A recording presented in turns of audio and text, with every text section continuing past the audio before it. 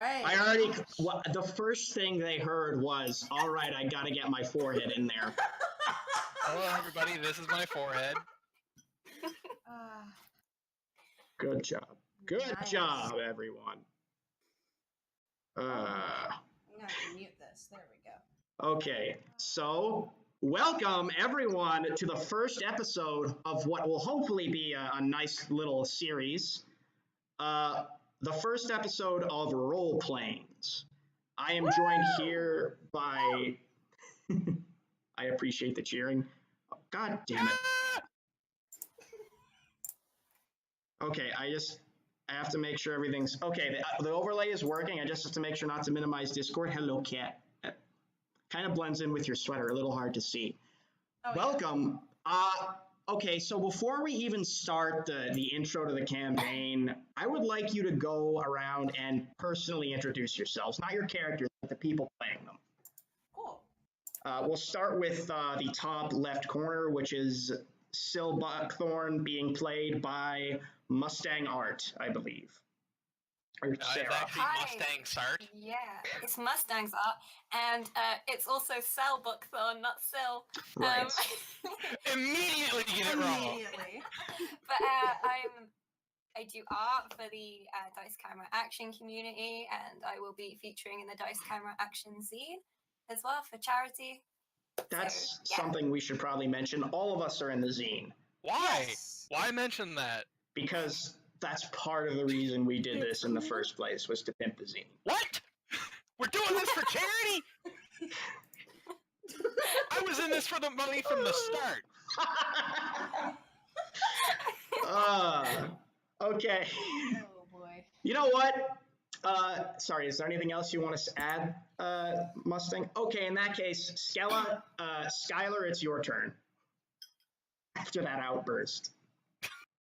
What outburst? I don't remember an outburst. He likes to make an entrance. Yeah, of course.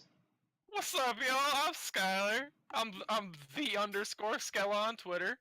I do art sometimes. I do writing sometimes. And sometimes I do this. That's it. That's the end of the introduction. Okay. Now it's your turn.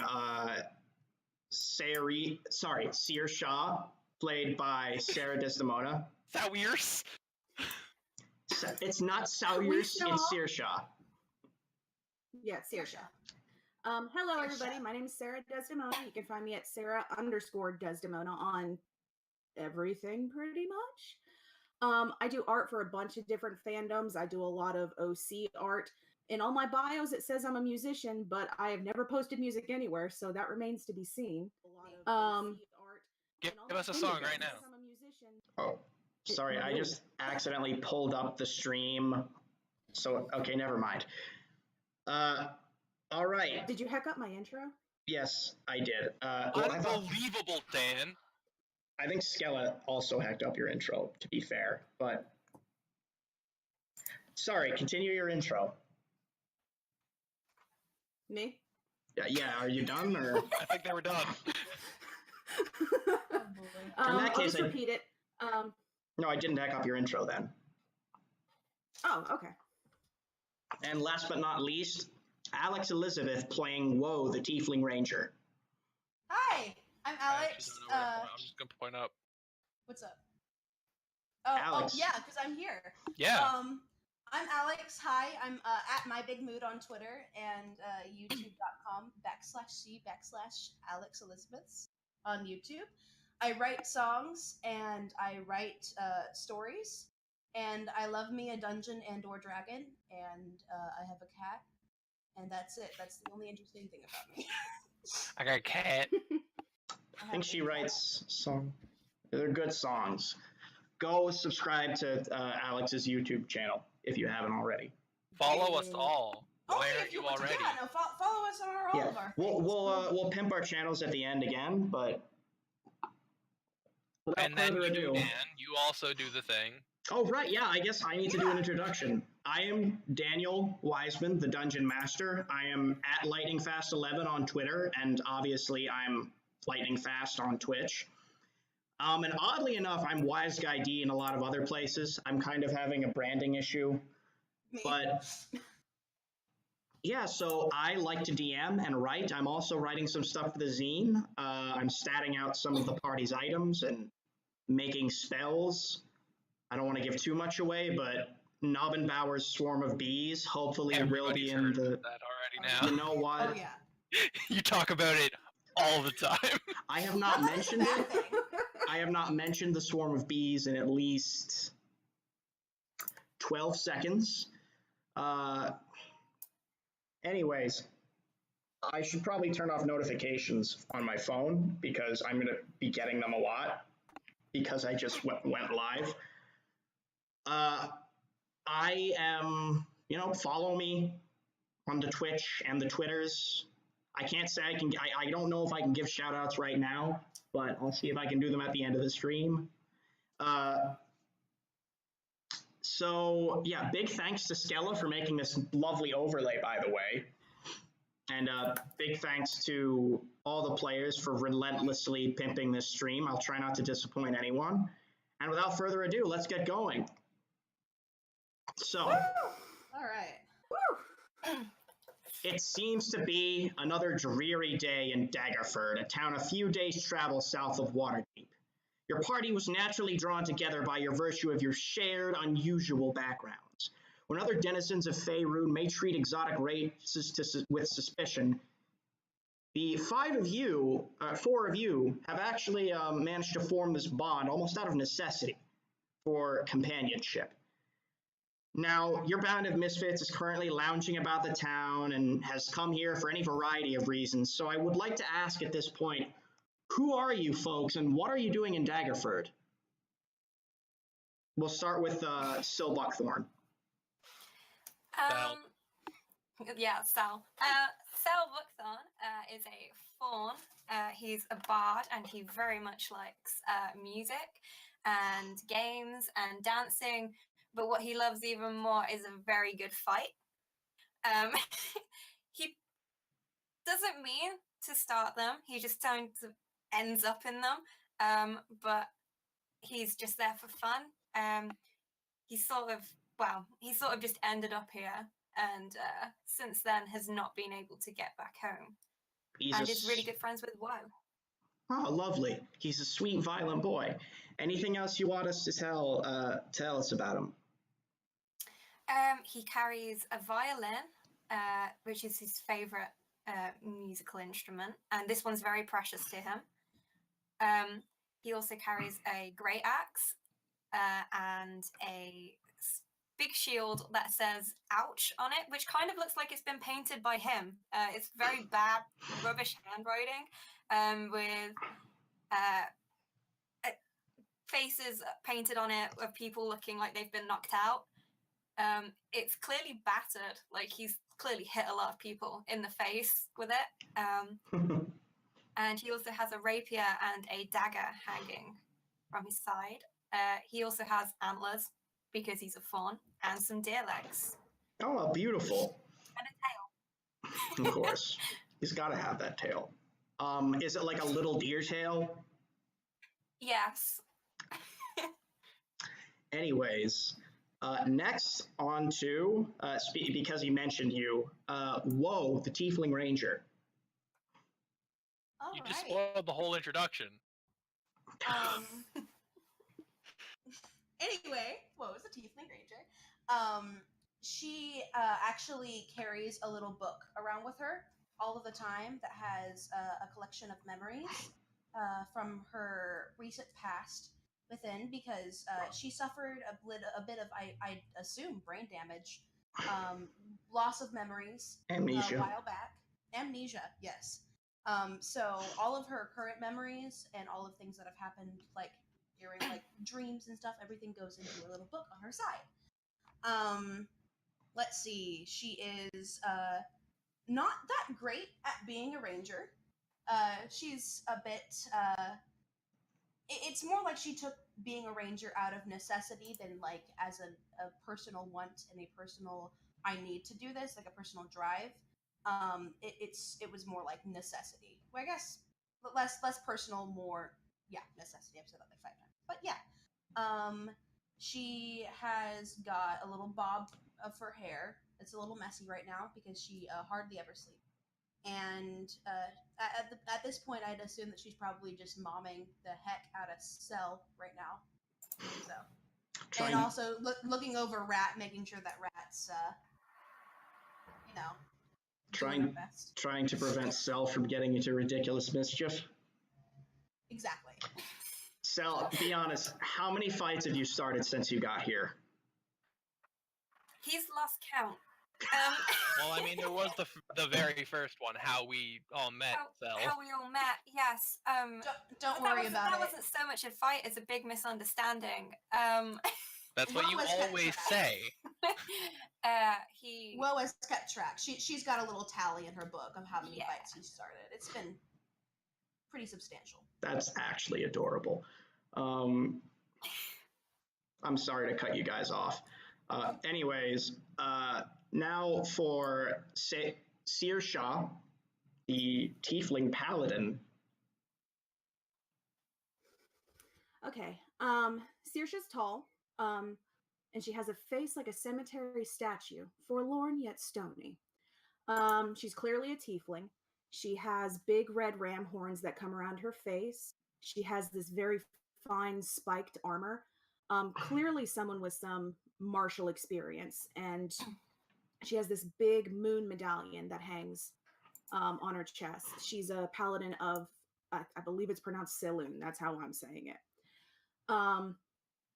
But she has come to, we're in Waterdeep right now, you said? Daggerford. It's about Daggerford. It's a couple days south of Waterdeep. Thank you. We're in Daggerford because she has enlisted the help of Woe to try and find someone very important to her that's missing. Do you want to share a little bit about him, or? Yeah, she's looking for the man who raised her, who's somewhat of a father and a brother to her. His name is Alderson. He went missing when she was at the cloister doing her duties to become a paladin. And when she came back, their home was burned. He was missing. There was no sign of him. So she has been wandering, trying to find him for about a year now. Okay.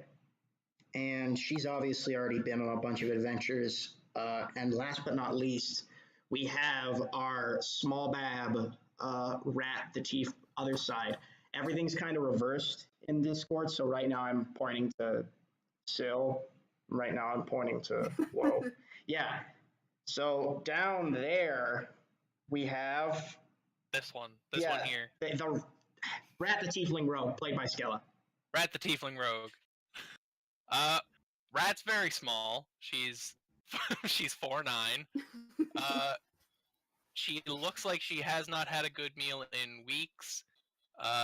Huge white eyes, undercut, small curly horns, and every piece of clothing on her looks like it's meant to hide a shiv. She's poor, homeless, and the only reason that she is traveling with everybody here is because adventuring groups make bank. Also, you're pretty sure that Woe is good enough at being a nature person that usually you guys eat okay. Yeah. On a good day, we'll have maybe like a couple pieces of bread or something. I should also note... You just hunt down that bread? Oh, yeah, of course. From the bread monster. I should note that that's a new idea. Woe also has a... normally she always has a hood on that hides her horns, which are pretty small. They kind of stick out, so it's difficult. It's difficult to tell, but it's normally like worn over her, like so. And that would... I should have. That's a cloak of elven kind, correct? Yes, it is. It is a cloak of elven kind. Okay, that may come up. So, is that everything? Actually, Rat also has 2 blankets tied around her legs because she uses them to sleep, and she has nowhere else to put them. She doesn't wear a backpack, huh? She does, but she keeps the blankets around her legs. Can Woe please put those in her bag so they don't get dirty? Okay. She used them as shin guards. Also, shin also, guards. Rat, just because this is something that Cutie Apple Pie or Katie helped me find out, Rat's favorite food is honey jerky. Honey jerky. Thank you. Oh right, there's a picture of Rat just scarfing down bacon. I would say or scarfing. He's happily enjoying. Happily it's the one time she's been enjoying. happy. Let her have She's it. having a munch. She's Oh, having so he's having a sweet. little nosh. Anyways, without further ado, I'm hoping the video and it seems to be that everything's working out okay based on the reaction of chat. Without further ado, as you guys are going about your daily activities, what are you all doing right now? Just curious. Say that again. I'm sorry, you cut out. What are you all doing right now? I am definitely Stealing. either trying to keep an eye on Cell or trying to keep an eye on Rat. Good luck. Rat, make a stealth check. Done. I love how you just immediately just. Not a great roll. 14. Okay, make a perception check, Whoa. All right, you know Roll what? real bad. Okay, well that's a 1, so we're starting off. Oh! Okay, you're not Rat's keeping it. gone. You're Rat's not. out of there. Okay, now we're starting. Now we're officially starting, guys. No, guys. Hey, it is a 6 because I have a +5 to perception, but it's Guys. still a crit one. I mean, okay, so you're not keeping an eye on Woe. You're keeping an eye on Cell. She Woe is is not keeping an eye eye on on. herself. Woe. I mean, I She's guess keeping with the 2 eyes one, on herself. I guess so. Yeah. I'm sorry.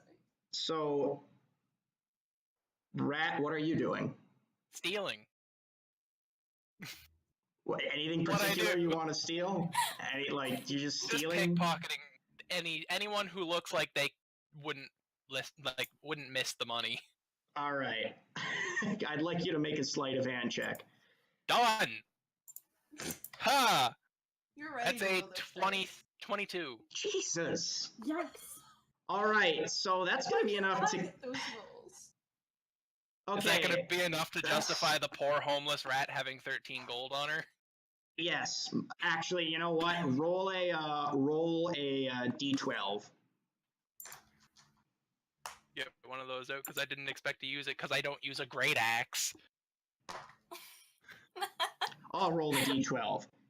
No, I got one. You find 6 more. There it is. You find 6 gold pieces. I find 11 gold pieces. I rolled better. Okay, you find 11 gold pieces.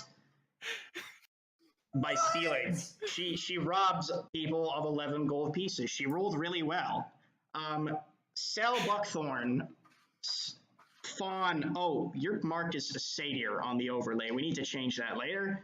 No, But it's fine. He probably sees Yeah, himself. we discussed this. right, yes. Yeah, more later. I mean, Purely from honestly, his upbringing. most satyrs will probably also see him as a satyr, which may come up later. Anyways, what are you doing? He's playing his violin at the minute, sort of just tuning it, and sort of looking around. But there's a look around in his eyes that sort of says, "I'm out to make trouble. There's something here that needs investigating. It needs Sal." Sel might be right about that, but Searshaw, what are you doing? Saoirse's looking for any group of people because she's found that if you're trying to get information, you need people to do that first. So she's trying to kind of turn a little bit of a blind eye to what Rat and Cell are doing. And she's like, I gotta Turning get up, to you this can't place. I see gotta her. find people. That's true. I mean, All Rat right, is... you lose your oath powers. No, I'm kidding. The only way to keep your oath powers is to execute Rat with impunity. I'm sorry. Rat's gone. She's got to do it. You are not going to keep up with Rat. Okay. No, I doubt it. Joking aside, Rat's gotta go fast. Do you want to make a check for that to try and gather some information? What kind of check would you like me to make? Make a persuasion check. Okay. Oh, it's gonna be good, Tater.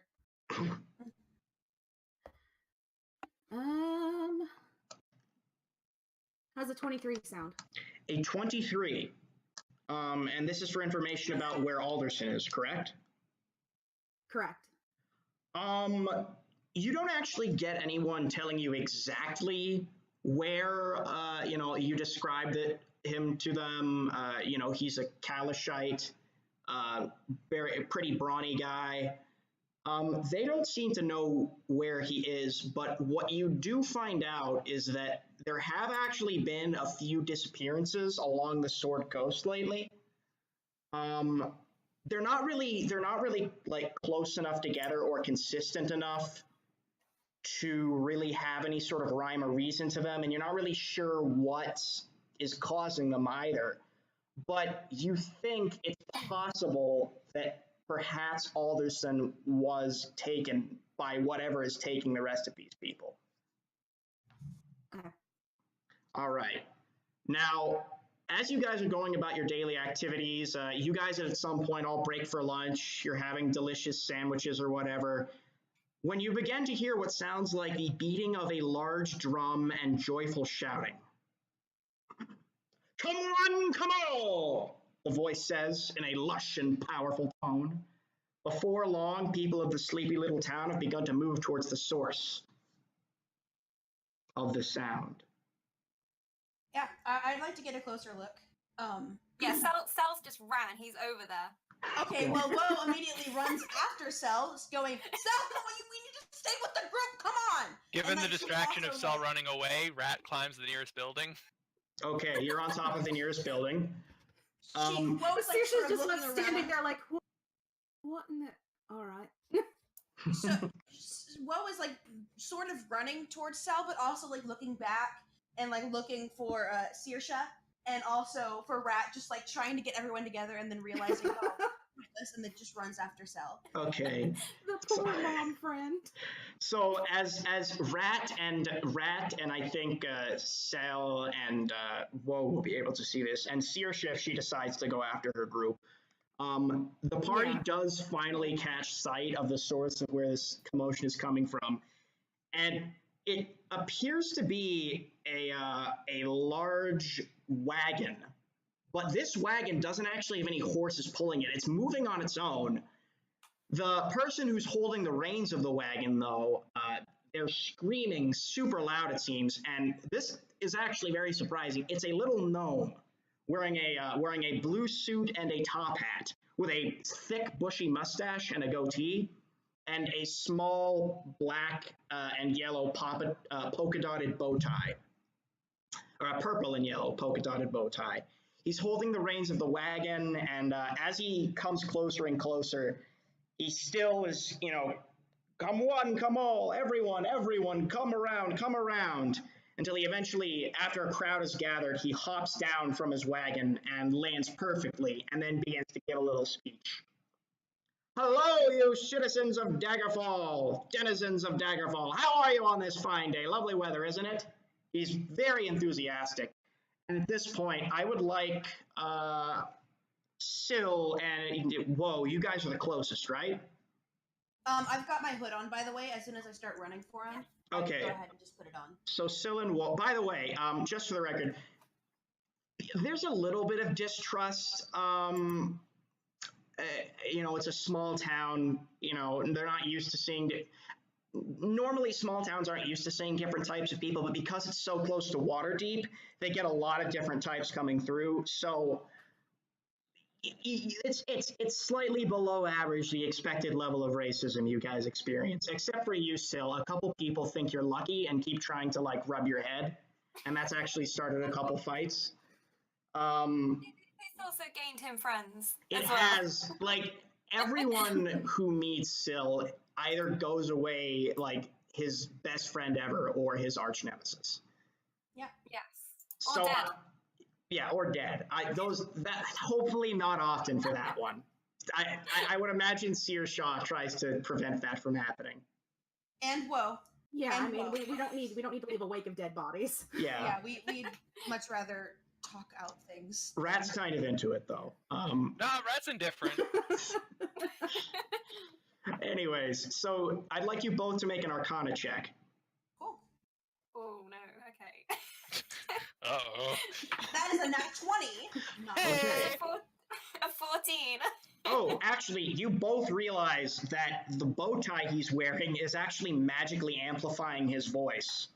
Oh, wow. Rather, you both realize it's magical, and whoa, with that natural 20, you realize that it's Plus coming 3. from the bow tie. Say that again? You realize that his sort of voice projection, that magical amplification, is coming from his little bow tie. Okay. It's magic. Yep. And that he's, going around, darting around the crowd, shaking people's hands. And he asks everyone very loudly, if you're standing close to him, your ears actually kind of hurt a bit. How would you like to see the most amazing, tremendous, super duper fantastic freak show in all of Faerun? And as he begins speaking, a few figures start to emerge from the wagon behind him, and they are perhaps the strangest folks you've ever seen, and that's saying something considering one of your party members is literally a fawn. So the first to emerge is a human man, but unlike a normal human, this sort of massive, tanned, bulky mass of muscle has an extra set of arms jutting out from his sides just below his shoulders. He is what now? He has an extra set of arms jutting out from his sides just below his shoulders. You know the Pokemon Machamp? Yep. He looks quite a bit like that, actually. I've never heard of Machamp. Could you come up with another example? You know Goro from Mortal Kombat? No. You know... He's big and bulky and has extra arms. Big, bulky, has extra arms. He's wearing a red and white striped leotard, and also has a mustache, so it's very long and curly. He's like an old-timey strongman. Does he have a mustache? Yes, You Dude. cut out. I'm sorry. I'm sorry, I didn't realize I cut out, but yes, he does have a long, curly mustache. He also has a leather belt with a shiny golden belt buckle, and immediately begins to juggle what appear to be shot puts with tremendous ease. And the gnome at that point says, "Presenting Filbert Forearms!" As he gestures to the man. As these people come out, I'm also going to make sure to get out my book and start writing down as much as I can about the information about these people. Okay, now I would like... imagine by this point, Saoirse's kind of up with Selin. Well, Yeah, I would like you all to make Arcana or Medicine checks. 17. That would be a 9. 18. 16. Okay. Who had the highest? This one. It was 18, right? Yep. Okay. Was that medicine or medicine, Arcana? by the way. Okay, that was medicine. In that case, you realize that that is not natural. That should not. Is that right? Yeah, that's Is the four-armed normal human man not natural? He no. rolled to see if his hindsight is actually right and if his brain is working. Yeah, that's not natural. You actually think he might have been altered with magic somehow. But you're not exactly sure how because you didn't roll high enough. Now, the next person to come out, first of all, the gnome screams, "Presenting Claire, the tallest woman in the world!" And then out of the back of the wagon pokes a long, shapely leg with it's completely barefoot. And then the rest of a female figure follows. And though she appears to be a human in appearance and proportion, Claire is about 3 meters tall, or 10 feet for all you Americans, when she fully emerges from the wagon. And she is absolutely stunning. She wears a red shawl that covers most of her body below the neckline, though her feet are completely bare. She also has around her neck a shining golden necklace with a large amethyst that dangles just right on her chest. she sort of nods to the audience and gives a low curtsy and winks directly at the party as she does so. Now, Even Rat up on top of the building. well, no, not Rat, not at Rat. And I would like you all to make first of all, an insight or perception check. Oh no, this isn't good. Yeah. Not you. 14. Yeah, I Yay! Oh, Welcome God, to someone Roleplane. did roll worse than me. I got a 25. Oh, you got. Okay, well, you can tell that this gigantic woman, she does not seem comfortable in her own skin. She's like tripping over her feet a little bit. She's a little bit clumsy. She's a little bit embarrassed. And I'd like you to also, all of you, except for you, Rat, make a medicine or arcana check. 14. 13. I'm seeing which one's higher. Give me a second. Yeah, that's 14. And that was for medicine. You kind of guess that she's also magically altered, but you know, it's hard to say exactly by what. Because obviously people don't usually get that tall, not on their own anyways, and not without some infusion of giant's blood in their heritage. So the gnome, a lot of the people are now starting to get convinced. They're gathering around him, and the gnome says, "We have more sights to show you if you'll all just come this way. For I, Grimsby the Boisterous, am glad to be the herald for the most amazing and fantastic performers in all of Faerun. The Lunette and Xavier de Zosma and their wondrous family circus." And when he says this, a flurry of magical sparks and fireworks shoot into the air, prompting some scattered applause from the crowd, which is actually starting to get quite significant. This is not a very big town, but you'd venture that, you know, maybe about a quarter of the population is here. It's really attracting a lot of people. And now, if you'll all just follow us to the main stage.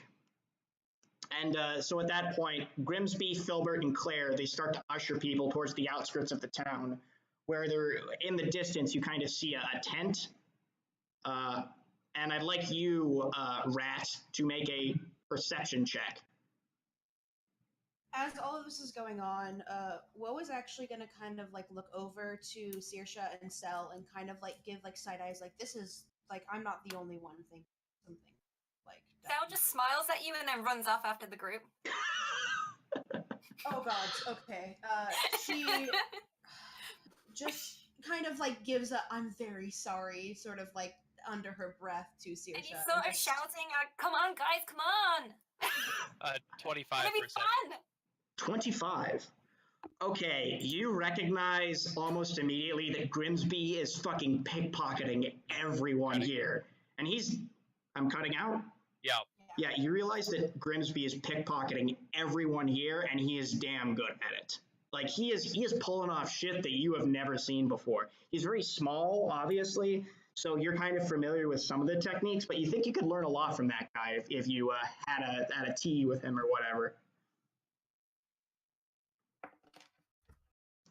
And yeah, the rest of you, you're all too enamored, but obviously Rat recognizes this intimately because she pickpockets people all the time. How close together are the buildings in Daggerford? Are you gonna try and VR it over to the tent? I'm gonna parkour. I'm gunsta parkour. Okay, you know what? I'm gonna say they're close enough that you can make Don't mess it up. Is it acrobatics? Either that or athletics. I haven't decided yet. Okay, make an acrobatics or athletics check to swing and jump your way over and sort of land with the rest of the group with your accelerated speed. I am so eager to know what you just rolled. 21. Dang it! Okay, Wow. I don't know if any No, of it's you. right. That was the ranger. Yeah, I don't know if any of you have ever played Assassin's Creed. Never heard of it. I know what you're Stop talking making about. pop culture references. Yeah, she's running. She's like running on the walls and jumping off the stuff. And at one point she like bounces on one of those bizarre tents Hell yeah! Yes! and then lands right next to you. Please tell me she does a flip. Please tell me She does a flip. Flips all over the place. With a 21, she can basically do whatever she likes. And lands directly next to you, Saoirse. Like she's sixth to landing. And three random people from the crowd hold up cards with 10 on it. Exactly. And Grimsby kind of raises an eyebrow as he sees you do that, and he mutters something under his breath, but obviously he didn't amplify it.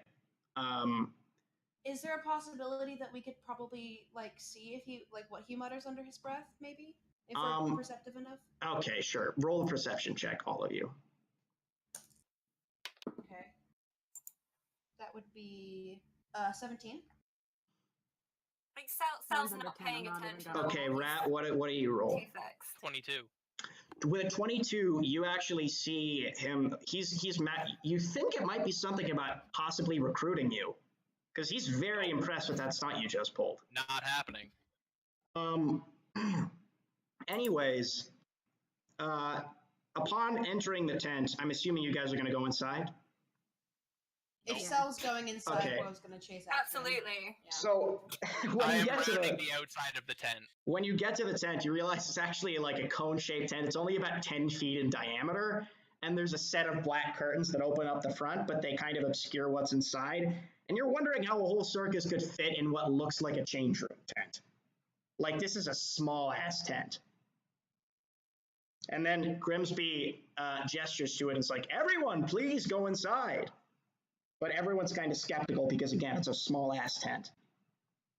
Okay. Yeah, if Rat's not going in, Saoirse's gonna kind of hang around near the entrance to try and keep an eye on Woe and Cell, and try and keep an eye on Rat as well.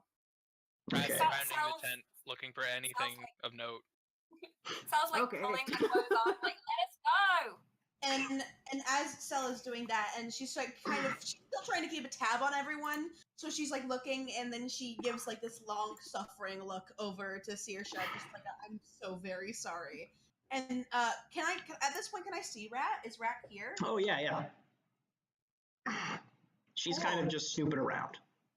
All right. Gonna kind of like come on. No. Okay. Cool. I tried. Okay. As Cell is tugging at Woe's arm, she's just gonna kind of, okay, just let's practice our breathing. Let's just breathe in. Let's just breathe out. Let's try and calm down just a little. Just a little. You don't have to. Sal starts shaking you, like, even more. All right. All right. Let's go. All right, so as you enter the tent, you immediately realize that this place is very magical, and it opens up into this massive circus tent, complete with bleachers and a massive sand pit in the center, and as well as nets and trapezes hanging from the ceiling. And you hear oohs and ahs echo out from the crowd behind you as people begin to take their seats. There's not really an assigned seating plan, but there is way more than enough room to fit probably even the entire population of the town if they wanted to come. Now, Syl, you're quite familiar with these types of performances. Make an insight or intelligence check.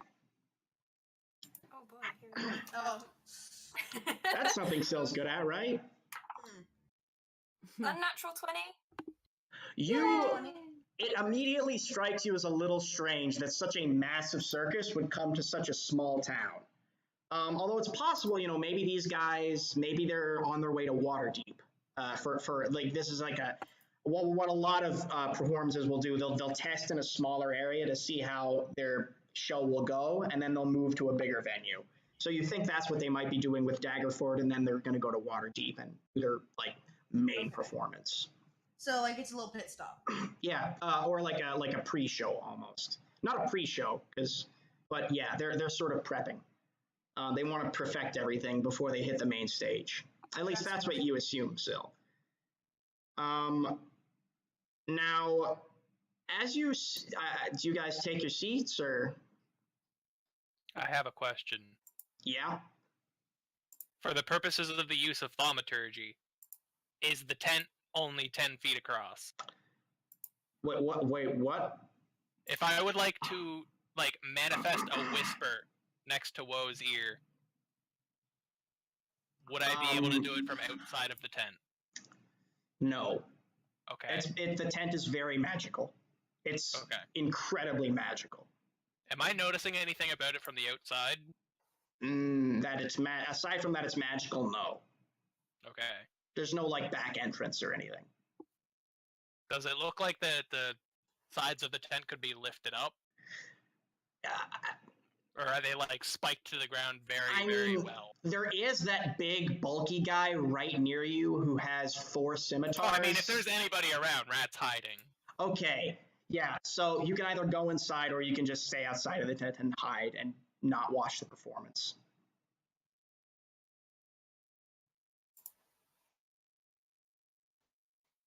Honestly, that's a tough choice.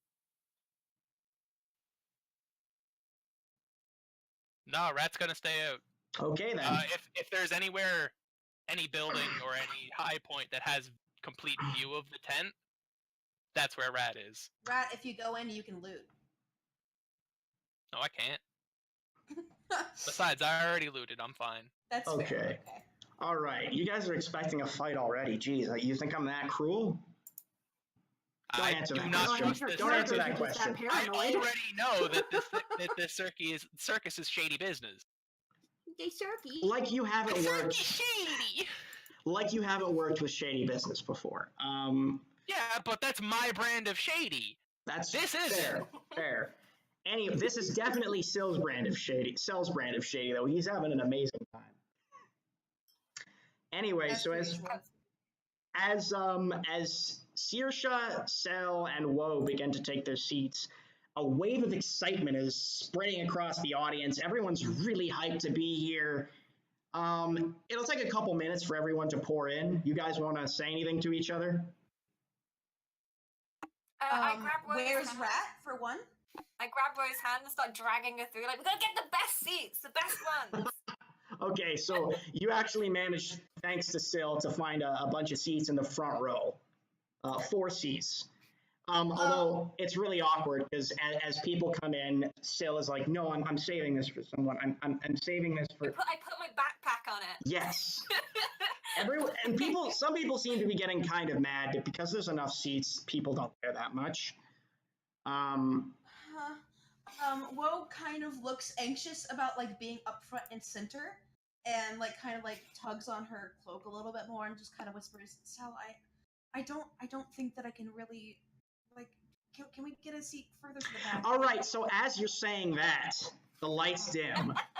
All the torches that were hanging from the inside of it, they go out. And then a spotlight comes down in the center of the circus on Grimsby the Boisterous. "Ladies and gentlemen, boys and girls," he says as his voice is magically amplified. A drum roll is building. You're not exactly sure from where, probably magical, as the anticipation begins to build. "Presenting the greatest act in all of Faerun, the Desosma Family Circus." And when he finishes, a puff of white smoke fills the entire circus area. And when it finally clears, Grimsby is gone, and in his place is Filbert Forearms, holding a scimitar in each hand. And from seemingly nowhere, music begins to play as he begins a dangerous and impressive dance with his swords, tossing them up and catching them with ease.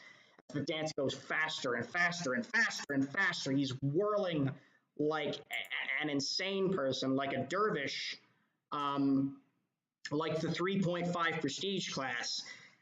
And eventually, ropes drop down from the ceiling, and near those ropes, more puffs of white smoke appear as dancers, also in sort of white leotards, they grab onto them and they start rising up into the air and doing these beautiful aerial routines, swinging around on their lifelines, doing death-defying stunts. They swing from rope to rope, jumping around as the crowd oohs and ahs. and each act is just an amazing wonder in itself. Can I maybe roll something to see if this guy forms if he is just as uncomfortable as Claire was? Who? Claire, or the human, the gigantic woman. Oh, right. So you want to see if Filbert is also uncomfortable, or what? Yes, What's I wrong want with to see him? if there's a general like discomfort within everyone, if it's something that they're forced to do or not. He seems okay. Roll for that. Okay. What am I rolling? Insight Okay. Well, or 10. perception. Oh, can I? You can do perception if you like. Hold on. That's no 10. There is something methodical about what he's doing, but you don't think he's like unhappy to do it. Like you think, regardless of whether or not he was here at the circus, this guy would probably be doing something with his scimitars. He seems pretty good at it.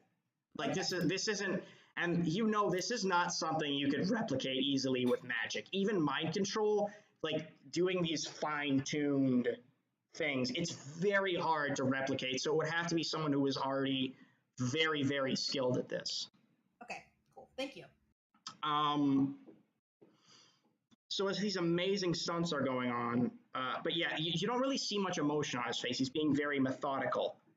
Now, as these amazing stunts are going on, you see a woman in a black hat next to you still, a very wide-brimmed, fancy black hat and a lovely black dress. She leans into you and says, if you think that's amazing, I hear the finale is even more spectacular. Can I ask her what it is? When you turn back to ask her your question, she's gone. Oh. Ah! Do I see anyone leave the tent? You don't see anyone leave the tent, no. Anyone? Nope, you don't see anyone leave the tent. Was she sat on the seat next to me that had my bag on? No, on the other side. Taking my bag back. Oh no, your bag's on the floor in front of you, let's say. There's nothing missing from it. But yeah, she's now just gone. She wasn't, it's, you know, where she went. Now, I sort of poke Woe and be like, there was a woman, she's gone. So, I'm trying to, I'm like, she's like clearly focused on these people and if they're in a good situation or not. So you she's seem to be having an okay time. Okay. You know, Stacia kind of notices them moving next to her, and she just kind of like leans over and looks to see if she can kind of figure out what Cell's going on about. Cell, are you being coherent right now? I'm still sort of just slapping Woe's arm, like, pay attention! Oh boy. My God. I'm ignoring it, because Cell always says that, and it's like really dumb. She kind of just oh God, can you just lower your voice a little bit, Cell? I'm sorry. I'm trying to focus on this. Here, talk to Saoirse. Talk. I saw lean directly across Woe and like block a view. Like, Saoirse, there was a woman, she's gone. There's a lot of women here. What do you mean she's gone? She was there, and she said it would be great, the ending, and then I looked back and she was gone. It's pretty great right now, actually. She said what? That the ending would be great. That was in character. That was just. Yeah. I just wanted to repeat it in case people were cutting out. Yeah, gotcha. No worries. She's just kind of like, okay. You've just got like an eye full of like antlers and hair everywhere. So can you please? She like kind of pats his back like, Sal, hi. Can you please move? I need to see. I sort of turn around, like straight, look directly in your face, like, there's a woman and she's gone. Okay, there was a woman. Yes. Okay. Right. Okay. What did the woman look like? Yeah. What did she look like? So before you can say that, the circus performance, it's still going on as you're having this conversation, act after act. And at one point, it's been a couple minutes now, perhaps almost an hour. At last, a drum roll begins as a figure wearing a white suit walks towards the center of the arena. All the acts sort of clear out to the sides and leave and leave from basically exits you didn't know were there. And you see a tall, handsome human who speaks in a low baritone voice. He's very svelte, very prim and proper. Oh, what a lovely crowd we have here this evening. Actually, no, wait, it's noon. What a lovely, he doesn't say that. What a lovely crowd we have here today. Oh, please tell me he just stops. Like, hold on, wait, I gotta. Oh yeah, it's noon. Sorry. What a lovely afternoon. Yeah, a few people in the audience laugh. I don't know why that got me. A few people in the audience laugh. Oh yeah, it's noon. Excuse me. It is I, Xavier de Sosma, co-owner of this beautiful circus. Are you having a good time today? Sal just turns around and goes, "There's a woman who went missing!" The audience is cheering so loud. There's no way that anyone could hear. Oh, hello, Lily. There's no way that anyone could hear you over that. Everyone's cheering too loud. So everyone's just cheering, and then like just silently, there's like this deer man like waving his arms. Yeah. She's looking at Sel like kind of like, I'm getting that you're saying something. We'll put a pin in that for now. When we can talk, we'll talk. Yeah. Okay. And we'll take care of it after. He says, are you ready for our grand finale? Because I am going to jump through the ring of... And then he's interrupted by a lion's roar, seemingly out of nowhere. This massive beast, and you actually think it leaps over the bleachers and attempts to charge Xavier, who barely ducks and rolls out of the way. And then he takes his jeweled cane, and every time the lion swipes with his claws, he blocks it with his staff and then steps to the side and thwacks it on the back of the head as the beast grows more and more agitated. And he's just dueling with this massive lion. And you think it might be a dire lion, even. Does he look worried? Like this isn't supposed to happen? Make an insight check. Okay. 19. I've got I want to. Is it okay if I went ahead and did it too? Sure, I guess. I mean, I got a 9. So. Okay. Well, still, I rolled a 3. I'm not even checking. He looks stressed, but upon further examination, you can see he's acting. It would be hard for someone who's not a bard, basically, suss that out though. Okay. So now at that point in the performance, it seems as though the lion, he's making one last charge, and it seems as though he has Xavier cornered, but a woman wearing a black vest and pants as well as a black top hat swoops down from the trapeze and scoops up Xavier right as the lion pounces. And Syl, you immediately recognize her as the woman who spoke to you earlier. I just start pointing at her like, that's her, that's the one. And she's now swinging through the air with Xavier, grabbing Xavier, and they're doing all sorts of sensual and just amazing, fantastical poses in midair. This aerial masterpiece. The other routines you saw were like 10. This is like a 12. It's that amazing, and you're not even sure this is like physically possible in some of these cases. And this woman, who you assume to be Lunette de Sosma, as she's holding her husband by the legs, she swings over to your side of the arena and winks and blows you a kiss, Syl. And then vanish. Sal pulls that face like. And then she swings back, and after a bit more showboating, they sort of jump off the trapeze with a flip and land in front of the lion.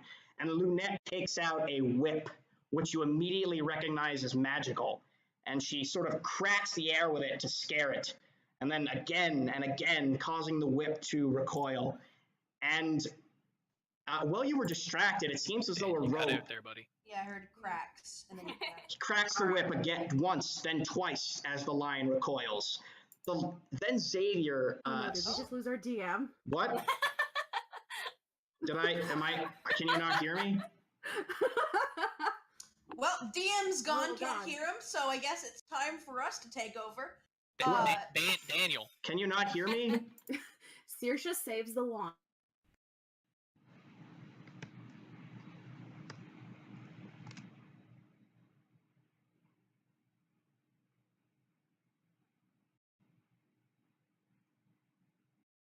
We're experiencing technical difficulties at the moment.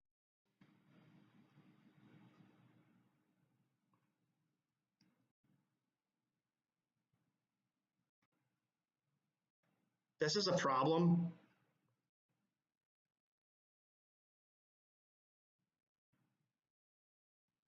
Okay, I'm gonna restart Discord real quick. Oh, wait, I got you. All right, you're back. I can hear you. Hello.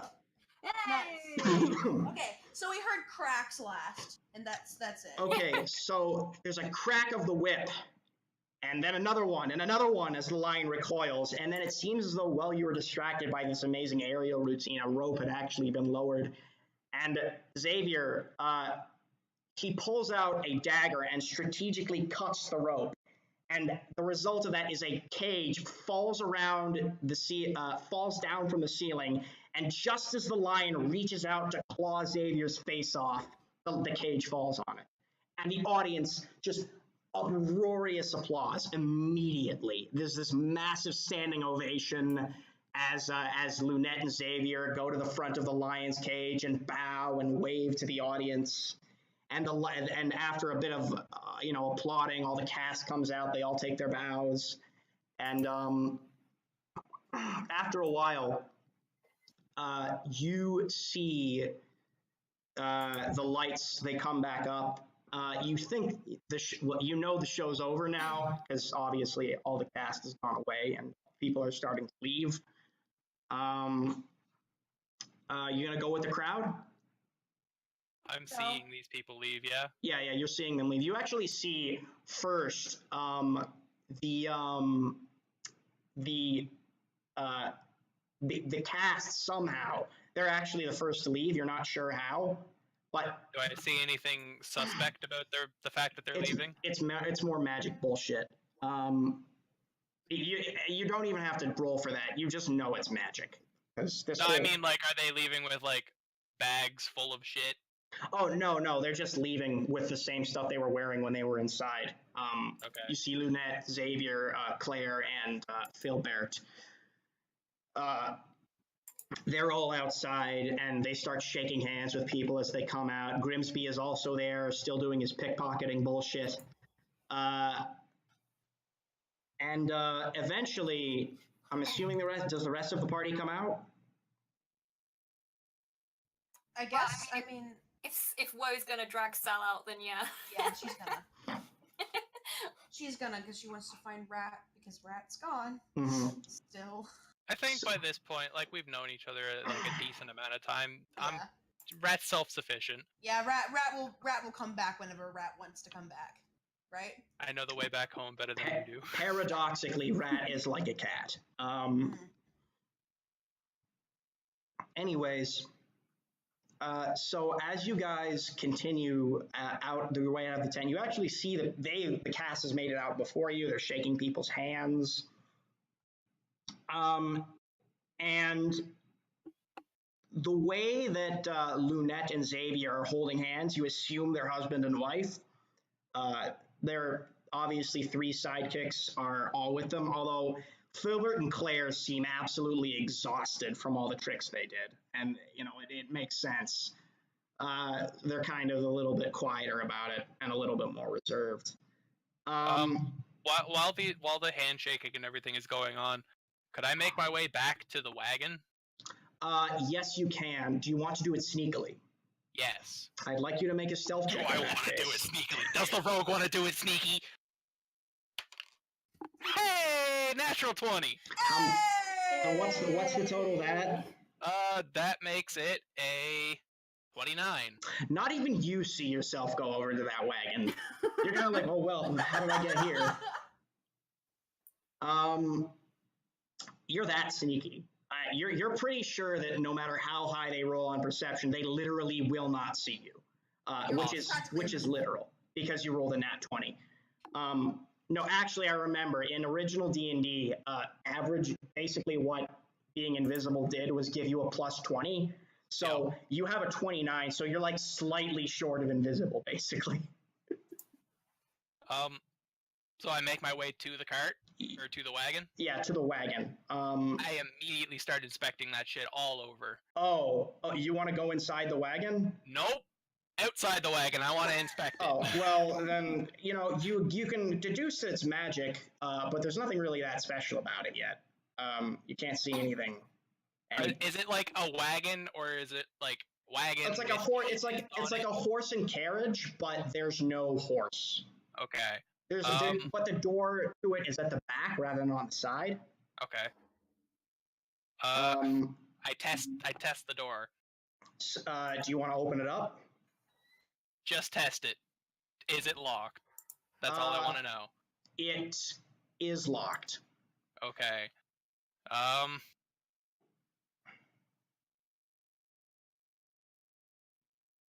Would I be able to gauge how much time I have left on them being away from the wagon? Oh, well, they're like schmoozing right now, so whatever. Yeah, would I have any idea of how long that would be last, or like how long that lasts? Like if I can hear things dying down or anything? No, like you would imagine. Okay, roll an insight check or an intelligence check. Insight 22 or 21. It's gonna be a while. You got time. It might even be like 10, 20 minutes. All right, cool. Rat. You got at least a couple minutes. Rat pulls or slides her fingers into her glove and pulls out her set of makeshift thieves' tools because she could not buy real ones. Okay, that's adorable. And do you want to try and bust this door open? Absolutely, yes. All right, make I think a dexterity check with proficiency is how it works. Is that it? I thought it was sleight of hand.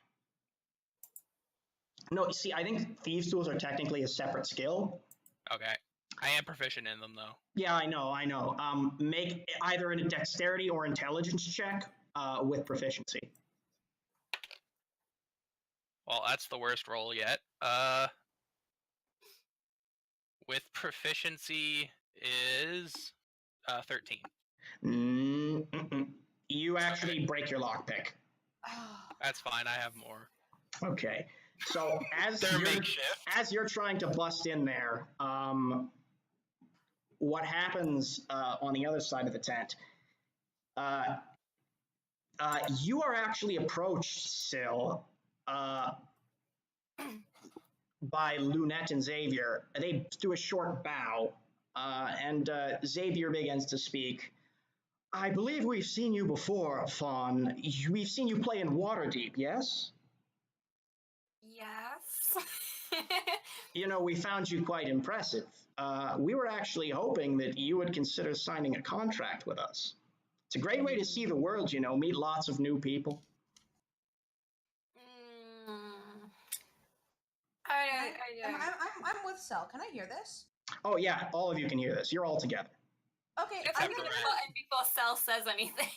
I'm gonna kind of step in front of Cell actually, and kind of tilt my head like with my hood on, just kind of like, sort of like if you're talking to Cell, you're also talking to me, but like not actually saying it out loud, kind of like that kind of. Oh, I'm sorry. Are you his manager? And Saoirse's. She just sort of laughs. She's like, manager? Momager.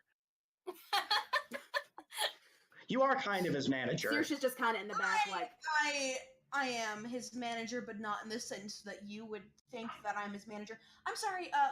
Why exactly are you talking to him again?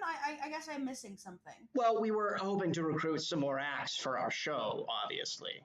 And then Lunette chimes in. We think it would be absolutely marvelous to have a fawn bard playing in our show. Sal sort of pops over your shoulder like they're fans. They're fans. They do seem to be fans. And roll an insight check. Okay. 10. They are fans. Like they're serious about being fans. They do like your playing. So would you consider perhaps signing a contract? You can bring your friends along too if you'd like. I look at Woe because Woe makes the mom decisions. I would have to read the contract thoroughly. Okay. Twice. Well, if you would just come around back with us, we actually have a copy of the. We don't like to do these signings in public. You know, we don't want anyone to know that these terms are very specific. He does hand you a copy of the contract, and from what you can tell, it's just sort of a standard. You know, okay, for so many months, insert name here will perform at, and obviously there's a lot of copies of this. It's not magical. You can tell that immediately. There's no infernal, underworkings here. It's just a contract. It's just a piece of paper. Hold it up to the sunlight. I want to look for any loophole immediately, and I also want to. It is an ironclad contract. Okay. There's nothing abusive or anything on the contract. It's okay. Pretty standard. At that point, I do want to look at both of them, and I want to be like, I want to be incredibly clear.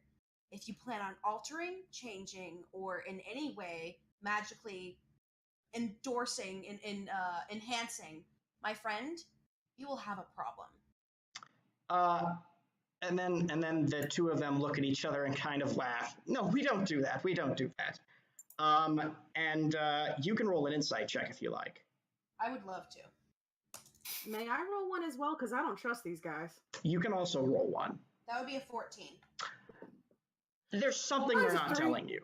That's a 3? That's a 3. But yeah, you can tell someone's a little fishy here. Yeah. Just a little bit. Is that right? Are the carnies like crazy? Are the carnies sleazy? Yeah, the carnies might be a little bit sleazy. Oh wow. That's never happened before. But you do trust them that this contract in itself is not going to bind you to doing anything like inhumane or gross. But the people might. You're not sure. I have to be 100% sure. You don't know. They seem friendly enough. After knowing what I know about just awkward situations, I actually want to try and talk to some of the performers and get their points of views first. Okay, now Sel, as Woe leaves, Xavier kind of extends his hand and says, "So what do you say? Should we go take a look at this contract?" I should probably go after Mom. Bye. And then as you're leaving, Lunette puts a hand on your shoulder and says, "Oh, I have to insist." And at this point, the crowd is starting to clear out a bit. I would like to give Rat another opportunity to pick that lock. So make another roll. That would be a 21.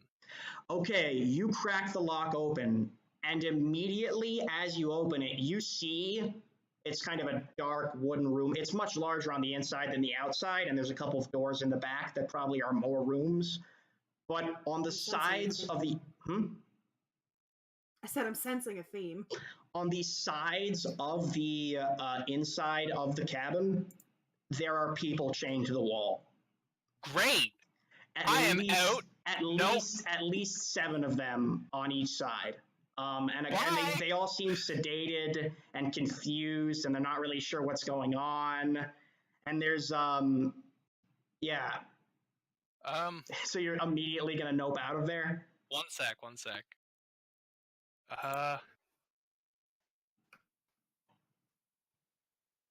Don't think I have anything that would help me. how long has it been? Do I still sense that I have a fair amount of time? You can actually hear them talking to Cell rather. You think that there might be a little bit like Xavier is basically trying to get Cell to sign the contract. Cell is starting to catch on to this being a little bit fishy, thanks to Woe's amazing insight rolls. He probably would have just immediately ran in there if it hadn't been for Woe. But you actually also, one thing you do notice, make a perception check as you walk in there.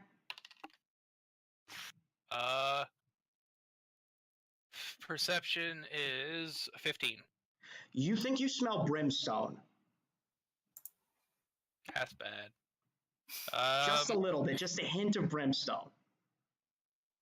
So I can't free 7 people. No, it's 14 people. Oh Jesus. Even I can't free 7 people. I have no chance in freeing 14 people. Okay. Do I think that they're conscious enough to hear me? Yes, but you're not sure they're lucid enough to respond. That's fine. Here goes the first attempt at Rat's voice. Are you guys ready for it? Oh yeah, Rat hasn't actually said anything yet. Excited. No, Rat has not said a word. Okay. Voice acting. It's hard. I don't do those. Guys, I'll do what I can. I can't free you all right now. I'm sorry. And I just back out. Does the lock? Do I know if the door locks from the inside or the outside? As you're deciding, the door locks behind you. I'm just kidding. That would have. I should have done that though. If I ever redo this campaign, that'll definitely be what I do. But as the actually as you're inspecting it, you hear the voice of Grimsby behind you go, well, well, well. And you turn around to see the gnome in front of you with his arms crossed. It seems that we have a bit of a snitch here. And then he takes out a dagger and points it at your chest.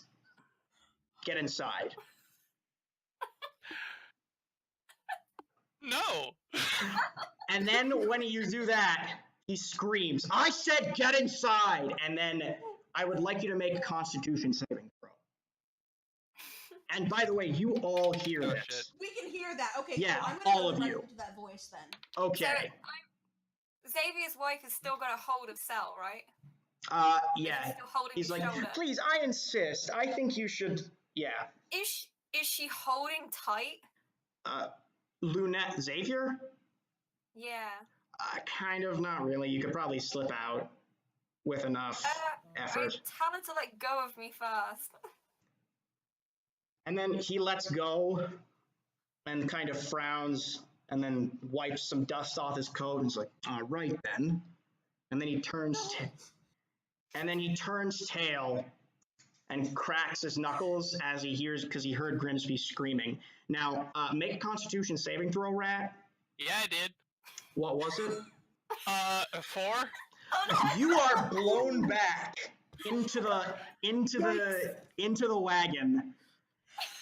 And you take 2d8 thunder damage. Okay. Yikes. And 1 second. You take 9 thunder damage. Okay. Okay, that's not bad. So, and Could have been worse. and make an Arcana check.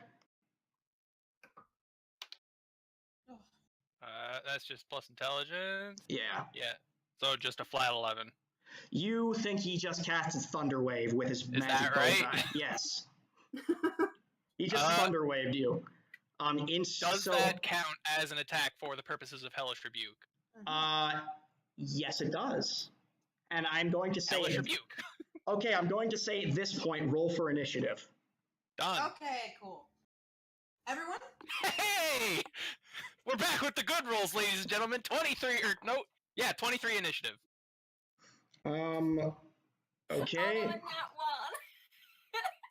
one. Okay. I got a 7. What's your? I got 20. Dirty 20. Sorry, no, 4. My bad. Okay, so say Saoirse got a 20, right? Right.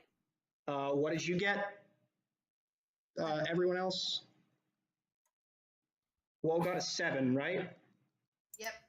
Well, you actually, because you're a ranger, I think the Unearthed Arcana rolls, you get advantage on initiative checks, but I don't know which ones you're using yet. Oh boy. Yeah, no, I'm using our Unearthed Arcana. I'll do. Yeah, that's a crit 1. So. Okay, a 7. 7. Yeah. Yeah, so. I'm not even joking. All right, so, and at this point, Grimsby rolls a. I don't remember. 1 sec. When it rains, it pours, lads. Grimsby is going to roll It's a a. dexterity saving throw. Oh, well, no, I have to roll his initiative first. Oh, okay. Grimsby rolls a. Oh dear. He rolls a 16.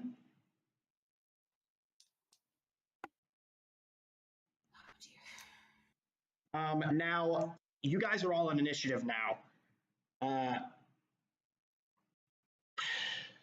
have to do 2 more rolls. Oh, I'm sorry, 4 more rolls. So that's an 11, or no, a 14 for Xavier. That is a 9 for Lunette.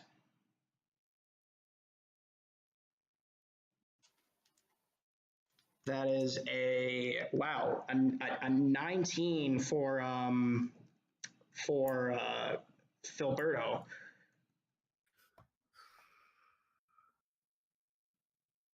And for Claire, that is I believe a 17. Guess who's still going first? Yeah, you're still going first. It's your girl Rat. It's the girl Rat.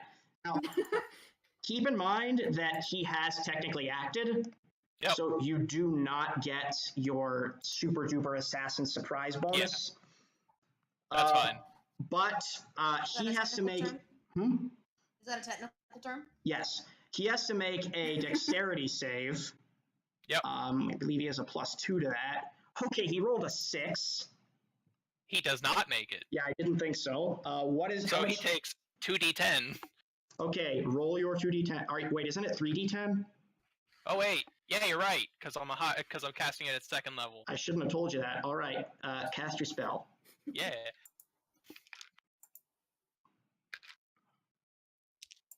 Yeah.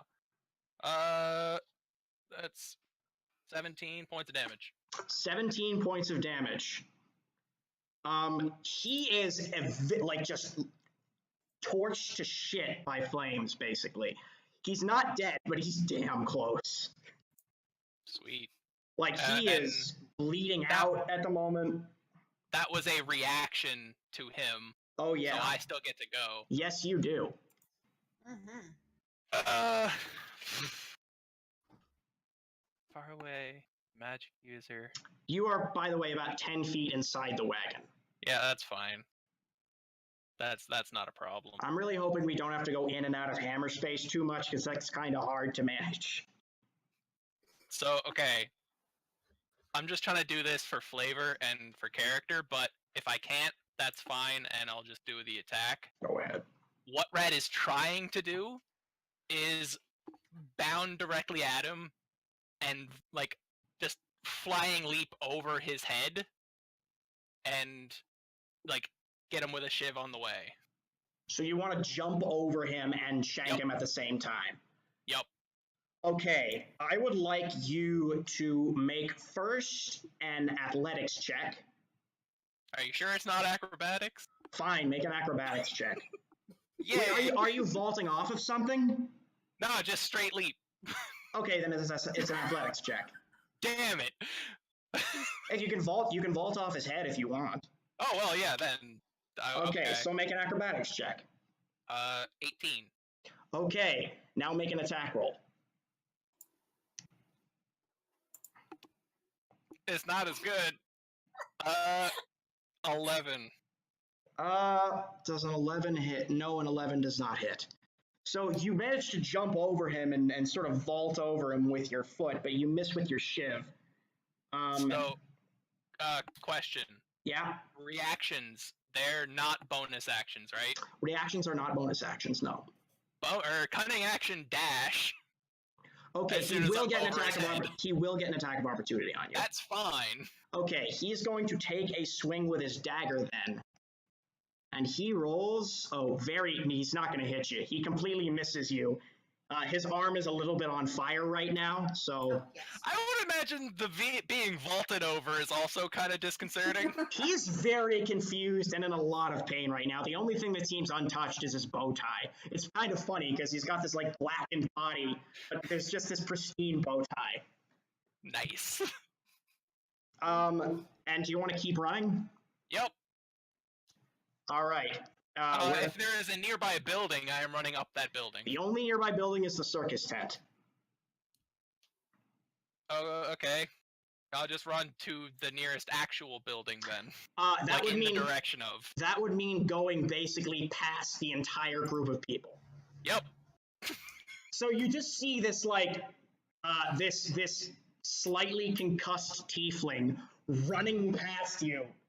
Do you say anything to your party as you run past them?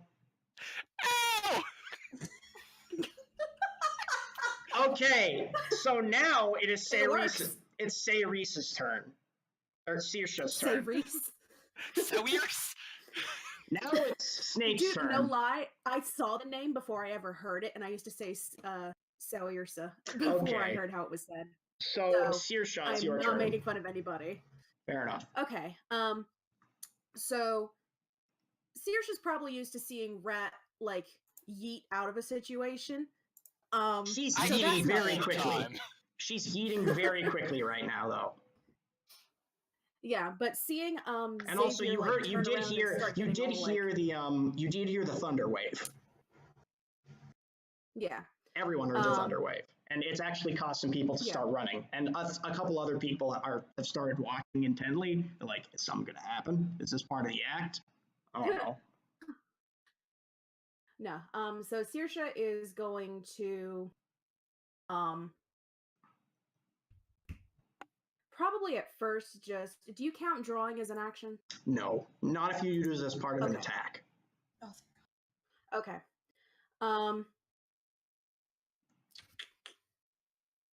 Saoirse's kind of she's not really a action and then think about it. She's a think about it and then action. So we're gonna go ahead and draw the weapon and just kind of look at does Lunette still have a hand on Cell? No. They've kind of turned around, but they've turned back to you now that they've seen Rat running away, and they're a little confused, but they're starting to piece together what's going on. And I. One second. Never mind. I just want to point out that nobody except for Grimsby has ever seen Rat. That's a good point. This is the first time anyone else is seeing you. You're being very stealthy this session. I'm a rogue, is what I do. I didn't take expertise in stealth for nothing. Okay, so Saoirse, what would you like to do? I think I'm just gonna try and intimidate some information out of them, just straight up like draw the sword, bare the fangs, and just what in the hell is going on? All right, make your That was roll. a terrible voice. It's okay, mine's That's a changed nat every one. time I use it. That's a nat 1. Xavier laughs at you. Xavier laughs at you. He goes, "Oh, you naive and innocent little girl." And because it's now the villain's turn, I'm going to just say that he does it now. Xavier and Lunette. Xavier snaps his fingers, and immediately, sort of a magical energy, his face begins to fade to a shade of red. and horns appear on his head, and wings jet out from his back. And he sort of flicks his sword, his cane. It turns into a massive greatsword. And Lunette also does this. She kind of twirls her whip around, and her entire body, her suit, her suit is now bearing her midriff all of a sudden. She's got these wings poking out of her back as well. She's also taken on this demonic appearance. Ceres, you immediately recognize that this is a succubus and incubus. Well, heck. Do you say that exactly? No, Saoirse's probably just like, shit. Okay, now it is Filberto's turn. He is going to turn to you, Syl, and kind of walk towards you and draw his 4 scimitars. And he's going to take a swing at you.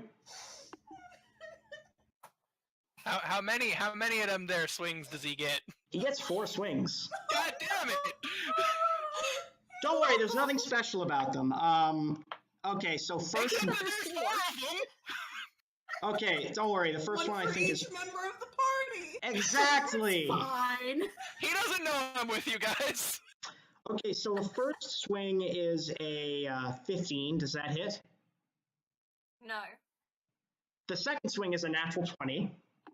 that hits. Okay. So he deals with that swing. Oh my, he rolled max damage. So he deals 14 points of slashing damage to you. Okay. And then he's going to turn to you, Woe. And he is going to attack you. The first is an 18. Hello? Yes, It's an it eight. does hit. It's an 18.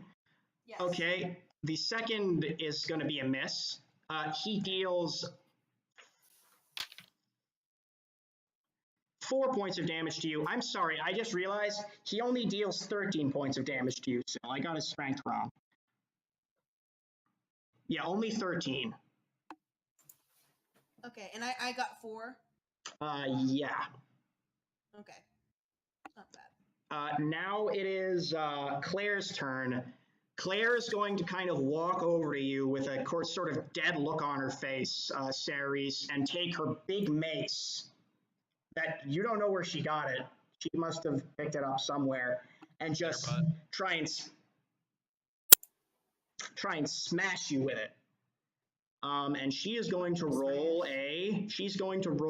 that's not enough. That's not gonna hit. She rolls an 11, so that will miss. And that's going to be her action. And now it is, Lunette and Xavier have already taken their turn, so now it's Woe's turn. All right. I am. How far away am I? Like they're right in front. Yeah. So you're about. Ceres is about 10 feet behind you guys, with Claire like 10 feet away from her. Basically, between you and Syl is Filberto, and in front of you guys, like right directly in front of you, are Lunette and Xavier. Okay. Whew. What I'm gonna do is before I make any action to make sure, kind of get a good look up at the party. Rat's gone, right? Rat just ran by you, as far as I know. Okay, yeah, she just ran by you. Because Rat is the stealth that was from earlier, where Rat technically like pretty. I was just booking, no stealth. You're booking it? Okay, cool. We'll take care of that later. I'm going to go for Grimsby is running after her, by the way. That was Grimsby's action. He's like, "Get back here, you little brat!" Actually, okay. it's Rat. Close. There's no B. She kind of at this skirmish going on. She kind of like gives a sigh, and then she looks over at the two who are now incubuses. Who was the one that went for Syl? Hey, succubus and incubus, and Yes. don't misgender Lunette. Sorry. Lunette, Xavier's the one who went for Syl earlier, who tried to get a hold on him, but Lunette was the one who was flirting with him. They're both interested in Syl. The one that hurt him, I'm going to... Nobody did. That was Filberto. That was Filberto. Okay. Then I'm going to go for Filberto. With my... I'm just going to go ahead and swing my little dagger. I'll save the longbow for later. Okay. Roll your attack. Yep. That is a 21. 21 is going to hit. How much damage? That would be 1d4 plus 2. So give me a second. That would be 4. That would be another 4. 4, 8, 9, 10. And damage? In damage. Yep. Okay, that's pretty good. So Filberto, he stumbles back and kind of instinctively grabs for his belt, and then he just but then he shakes it off. He lets go. He takes his fighting stance again. I want you to know, like, talking is, you consider talking a free action, correct? Yes, I do. Okay, I'm going to look over to him and be like, think twice before you try and strike my friends. What's going on here? He does not answer. Okay. He almost seems a man possessed, and I'd like you to roll an Arcana check. I would love to. We've never heard Claire or Filberto talk, correct? No, you have not heard Claire or Filberto talk. And you said Okay. I'm rolling an Arcana check? Yes, you are rolling an Arcana check. It's an 8. Anyways, now it is. Yeah. Now it is Syl's turn. Syl, you've just been brutalized by this leotard man with 4 arms. Yeah, Sal sort of like, he looks down at like the blood on him and then sort of grabs his shield from over his shoulder and then his axe and goes, "You've given me a good enough reason," and then charges right at him and smacks him with the axe. All right, make an attack roll. Get him! That is 23. Ooh, that's definitely gonna hit. How much damage? That's a D10 plus 3.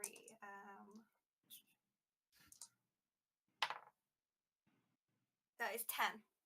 10 points of damage. So Filberto is now bloodied. And he is going And like to. Sal's laughing the entire time. Okay. He rolls a natural 1 on his will save, so he's just gonna sort of steel himself and just growl at you. Sal growls back. All right, and now it is back to Rat's turn. By the way, yeah, you all saw him grab his belt, but now it's Rat's turn. I like that belt had a gold buckle, yeah? Yeah, it did. As soon as he takes it off, Rat just has like the Oh, he doesn't sparkles take in it her off. He eyes. doesn't take his off. He didn't take it off. He just grabbed for it. Oh, okay. It just caught the light a little bit. Oh, okay. So, whereabouts is Rat in terms of this little fracas we got here? You're about. You've started running away. You're about 40 feet away because you dashed. You're very fast. I mean, that I only get 30 feet of movement. Yes, but you were behind the tent and you dashed out, which is 60 Okay. feet. So All right. actually, let's say you're about 20 feet away. Okay, cool. That's better. So, and there are people who engaged in combat. Yes, there are. Cool. Drops the shiv. We'll just say it was the cobblestone one. Mm-hmm. And grabs her short bow from behind her Mm-hmm. and knocks an arrow and aims for Filberto. Yes! Okay. Now, I'd like you to make an attack roll, obviously. Yeah. Not terrible. 17. It hits. Full Hey! damage. And sneak attack. Oh, right. Yes, sneak attack as well. Make sure. Yep. Okay. Yeah. 13 points of damage. Oh wait, plus my dex, 18 points of damage. Whoa! He looks to be close to dead. Now, okay, well, I'm going to give him advantage because, okay, so as he's like clutching his bloody wound, he falls to his knees and he has a moment of lucidity. And you see him reach down and cut his own belt off. And he kind of gasps for like air almost. And he's just on his hands and knees because he's so beat up and bruised. And he's muttering incoherently. He's like, thank you, but you don't know exactly. Like he's a little disoriented right now. He doesn't seem to know what's going on. And now it is Ceres's turn, unless Rat wants to move closer or do anything with their bonus action. Nah, good. Okay. It is now Saoirse's turn. Okay. Saoirse got her feelings hurt, so she's gonna take a swipe at Xavier. Okay, at Xavier. Yeah. Does she say anything? No, the time for words has passed. Fair enough. So you attack. All right. Enough talk. Let's fight. She protect. Oh she my God. attack. She don't attack. She rolled a 2. Okay. I don't know what the hell. I'm stealing all the good rolls, guys. I'm sorry. You really are. Xavier says at that point, "Nice try, Paladin." And then it's now the villain's turn. So he is going to say, "And by the way, it's Zephyrion." And then Lunette, or who you thought was Lunette, says, "And Elenira." And obviously these are very evil names because it ends with I-O-N. Oh yeah. Like no good person has their name end with I-O-N. I-A-N maybe, but I-O-N. Nah, Ian is still a pretty evil suffix. So, do you know anyone named Sebastian? Are they evil? I was gonna say the crab from Little Mermaid, but he's alright. I don't know. He's chaotic neutral evil, actually. I'd say. He's neutral evil. Actually, yes, Sebastian's an animal. He's pure neutral. Right, I forgot. Anyways, now it is Claire's turn. Well, Filberto's turn, actually. Alberto kind of scrambles to his feet. He's kind of coughing up blood. He's very weak right now. Maybe if someone had tried to, free him from his curse, he might have been able to help you in combat, but he's just so bruised and beaten, he kind of just stumbles back, and he's going to disengage. Can I just ask where the arrow is in Filberto? In his abdominal muscles. Swear to God, if you go and pull it out from him. He's going to pull it out as he disengages. He's like, okay, cool. I can get it fuck, back. this hurts. And sort of stumble over to you, Rat. Now Claire is going to take a swing at you, Syl. Okay. And she is going to roll. Oh my, that's quite high. It hits basically. She rolls a 20, and that is going to be 2d6. So that's 8 damage. 8 points of bludgeoning damage. Syl has taken a lot of hits. Now, Lunette on her turn is going to fly up into the air. And she is going to cast... Does she provoke any attacks of opportunity by flying upward? I don't think any of you are technically close enough for that. Okay. Actually, Syl might be. So Syl, do you want to try to take an attack of opportunity? Yeah, sure. Okay. That's advantage, right? No, you don't get advantage. No. Just regular attack. That's 24. 24 does hit. Now roll your damage. That is Okay, you deal 6 points of damage. Good enough. It seems as though your non-magical weapon was not enough to pierce whatever fiendish resistance this creature has. And as she reaches the apex of her flight, about 10 feet in the air, she is going to cast. What spells did I give this lady?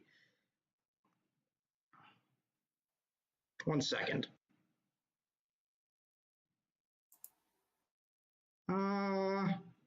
She will cast Scorching Ray on you, Syl, because she knows that tieflings are fire resistant. That is going to be, oh boy, her ranged spell attack, I think. 1d20 plus, okay, she has a 20 charisma. Sorry, I gotta do some math here, folks. No worries. I hate math. Yeah, well, math hates you too. I hate this, so. That adds up. Okay, so yeah, she is going to make her attack, and my brain is broken. She rolls, so she gets 3 rays for this. Her first one is a 20.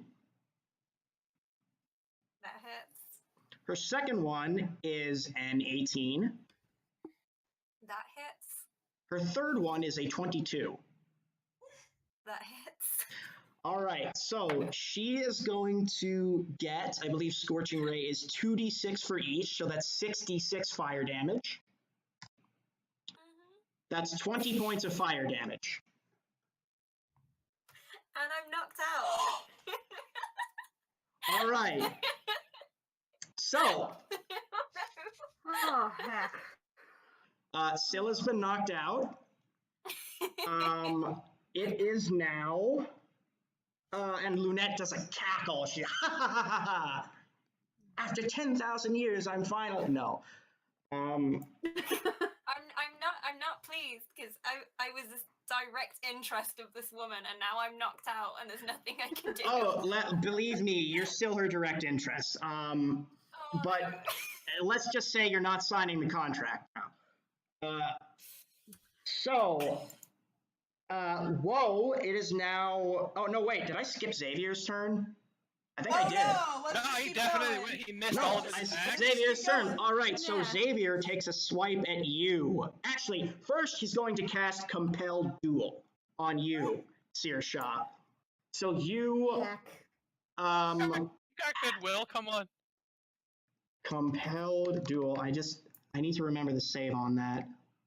I think it's a wisdom save. Yes, it is a wisdom save. So roll your wisdom save.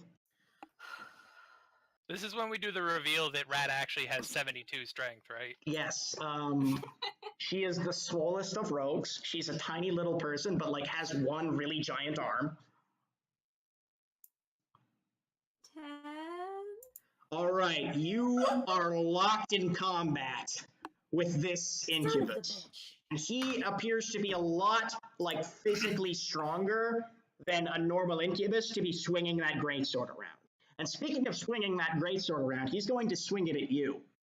Oh, he rolls a high number. That's a 20. No, wait, that's a 24. Is that a hit? Is that a hit, Saoirse? No. My AC is totally 25. Okay, cool. Okay, cool. Okay, Yeah, so that's going to be 2d6 slashing damage. That's let's see, 11 points of slashing damage and 4 points of necrotic damage. Grand. So that's a total of 15 points of damage. Now it is, see, I was going to give these guys multi-attack initially, but then I realized that was too cruel. Now it is Woe's turn. Oh boy. Okay. Stella's knocked out, correct? Cell is knocked out, yes. Okay. I'm immediately going to turn to, and I'm gonna use my action. I'm gonna cast Cure Wounds. All right. Roll your Healies. Yes. Do you get second level spells yet, or? No. Cure Wounds is the first Okay. level, isn't it? Yeah, but I wasn't Yeah. sure if she was going to cast Okay. it first or second. Yeah. No. I would if I could, but I can't, so I shan't. Fair enough. Okay. Okay. That would be 1d8 plus spellcasting mod. And that is okay. Okay, cool. Wait. By the way, these are fiends, just so you know, Ceres. Like, I don't know if there's anything special you have for them, or... I mean, I got what the hell is it called? Divine Retribution, whatever. Divine Smite? Sorry, what were you asking? That one. He physically hit me, so I should have Hellish Rebuke, right? You do have Hellish Rebuke on him. Okay. What do I roll for that again? You don't. Yeah, he has to roll a dexterity save. And he Either way it rolls... hits, though. He rolls high. So roll But how high, though? roll 3d10. He rolled a like a 19. Does that beat your spell save? Oh, it beats her spell save. Are you sure though? I'm 100% sure. I see her sheet. God damn it. Okay, 3d10 you said? Yeah. Okay. 15. Okay, 15. Now, because he did make his save, that deals half damage, so it deals 7 damage. And because he is an incubus, it deals half damage again, so it deals 3 damage. Well, at least I hit something finally. And he kind of brushes it off and then scoffs at you. Paladins. Okay. Now it is... yeah, it's Willow's turn still. Sorry. Okay, cool. Cure Wounds on Cell. You got 12 HP back. Thank you, because I was more than prepared to start doing death saves. Okay. Yep, not today. Not today. Still, it's now your turn. You are back up on, well, not on your feet. You can stand up and then attack if you want. Yeah, standing up's half action, right? Half of your movement. It costs 15 feet, I believe. I'll get it up then. Is there anyone close to me? Yes, but Xavier is close to you. Right. And also Claire is close to you. Claire's this giant woman, kind of. Yeah. Lording I'll over go you. for Xavier. Okay. Yeah. All right. So you are going to walk. That will provoke an attack of opportunity from Claire. From Claire. Yeah. I'll attack Claire then. Okay. Roll your attack. That is a... And by the way, you notice that Claire, she kind of like keeps peering over at Filberto, kind of like almost longingly. That's a 22. Okay, a 22 is going to hit. Now roll your damage.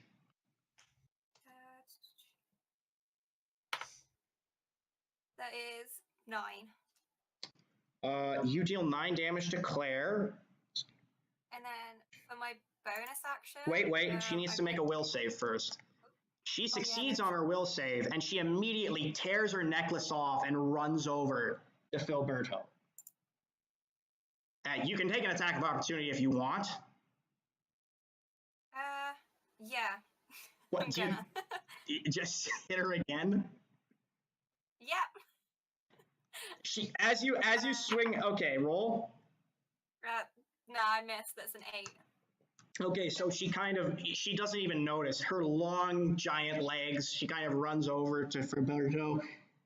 Now it is Rat's turn again. Just for my bonus action, though, I'm just going to cast Healing Word on myself. Okay. Yeah, so I'm going to cast Healing Word on myself. And that brings you up to how much? 1d4, 2, just check. That is 8. So it brings me up to 20 HP now. Okay, you're at 20. Lovely.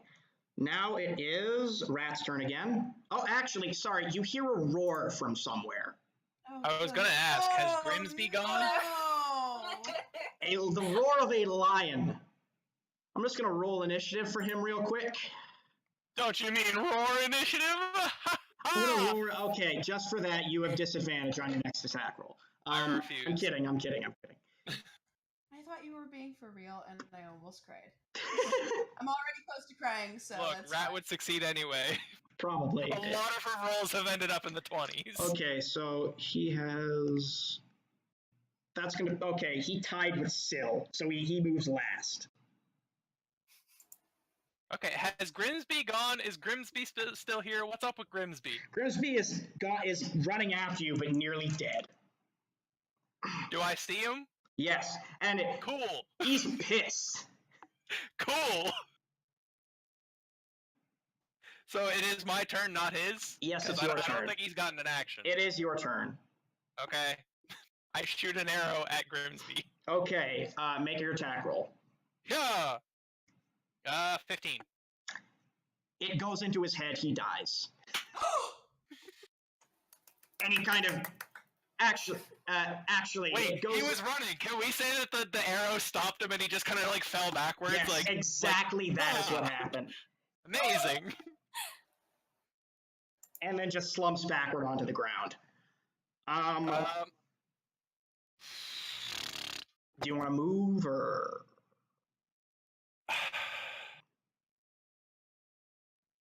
I'm gonna move over to Grimsby. And as that happens, Lunette goes, "Oh, poor Grimsby. He was so young." He's a gnome. And then she kind of shrugs and Young goes, for a gnome is like 200. "I'm 2,000, so." Baby, you're a 3 at most. She's pissed at you for that one. She is mad. You made her really angry. I want to believe in character you gave her finger. Oh yeah. Finger guns. Now it is Ceres' turn, assuming that. Actually, you can loot him as a bonus action if you want. Boom! Doing that! Let's get it on him! Little loud. I didn't even Yeah. His bow tie is magical. Very magical. Oh, the bow tie just amplified voice. Does he have any like? No, bombs he or also anything on casted him? Thunder Wave with it, remember? Oh. I'm gonna take that bow tie. All right. You take his bow Is it a tie. clip-on? It is not a clip-on bow tie. Damn it! I don't know how to tie a tie. All right. Well, you can't really put it on. Do It's it like one of those edgy things, like where you have it like just draped Okay. over. I am proficient in disguise, Kit, so I would assume that I do know how to tie a bow tie. yes, you do. But you have to do that on your next turn because now it's Ceres' turn or Searshot's turn. I keep fucking that up. Okay. You're good. May I bonus action before an attack? Yes, you may bonus action before an attack. Okay. I'm gonna bonus action Vow of Enmity on Zephyrion. Okay, is that a save? What that is, I just utter a vow to a creature within 10 foot and gain advantage on attack rolls against the creature for 1 minute. Oh, okay then. So Damn. Because I've been rolling so bad. All right, so you and Zephyrion are now locked in Mortal Kombat. It's actually Yeah, this kind is- of badass. If I hit something finally. Yeah. So Okay. that's a bonus Please, action? please do the attacks good. Yeah, that's a bonus action. Okay. Waste this motherfucker. Okay. All right, Are we we're allowed gonna to say go the fuck ahead. word? You're allowed to say any word you want so long as it's not a racial slur. Hell yeah! Potato. Oh shit! No, Sorry, no. I didn't know we were going there. Okay, so I'm gonna go ahead and do a two-handed swing. If it hits, I would like to do Divine Smite. Okay, make your attack roll. Both of them. Okay. Fucking Lord. Did you roll twice? Yeah, I did. One's a nat 1. The other Okay. one is a 9. In total with your bonuses? Oh shit, did my internet just fuck up? No, your internet's No, you're fine. good. You're fine. Okay. Yeah, it locked up on my side. So yeah, I didn't, even with frickin', I don't know what the hell is up today. With your bonuses, it's a 9. What do I add to a attack roll? You add your Strength strength modifier? and your proficiency bonus. Strength and proficiency. I think for you that's plus 6. Yeah, so I got a 15 then. That hits. Good. Oh, sweet. So, And because your weapon is magical, he takes full damage from this. Hell Yay. And are you gonna smite okay, this so LMFer? yeah, let's smite this motherfucker. Okay, so first my damage die is 1d10 plus 4. 1d10 plus 4. So that's 8 plus 2d8 for divine smite. 8 plus 2d8. I think you also get a bonus because this is a fiend. I think you get an extra 1d8 or something. You the DM. Yeah, you get an extra 1d8. So you use the first level spell slot, right? Yeah. So this attack deals 1d10 plus 1d4 plus 3d8 radiant damage. Whoa! I missed the second. 1d10 plus plus 3d8 4 plus 3d8 Okay. radiant damage. Okay, so the yeet. 15 radiant damage. And your And then it was 8 for the 8 for, so 15 plus 8 then? yes. Okay, and that's with your strength? That's without my strength. With my strength, it's 19. Wait. Okay, so Am I adding shit wrong? no, I think you are. So how much was the 3d8 radiant damage? 15. So the regular attack damage? I rolled a 4 and then it says plus 4. Oh, okay. Yeah, 4 plus 4, so that's 8 plus 15. That means you got, so you were right. That means you do 23 points of damage to him. The insolent paladin bastard. And Xavier, Filberto and Claire are now sort of together again. It seems like they're husband and wife, but they realize this isn't exactly a time for this. So Claire, with her freakishly large arms, is going to reach down and touch Filberto on the chest and do a. Actually, you know what? I gave her. All right, among you, who has taken damage? I have. All of you have taken damage? I did. Okay, Yeah. so she is going to cast Prayer of Healing. And all of you regain. Claire casts Prayer of Healing because she is a cleric. All of you regain 14 hit points. Okay. Sweet, I'm back up to full. I'm back up to full too. Okay. Ditto. I only took 9 points of damage. Including I think I'm one herself. short of full. She also goes back up to full. And that is going to be her action. Filberto for now is just recovering, but he seems to be mad.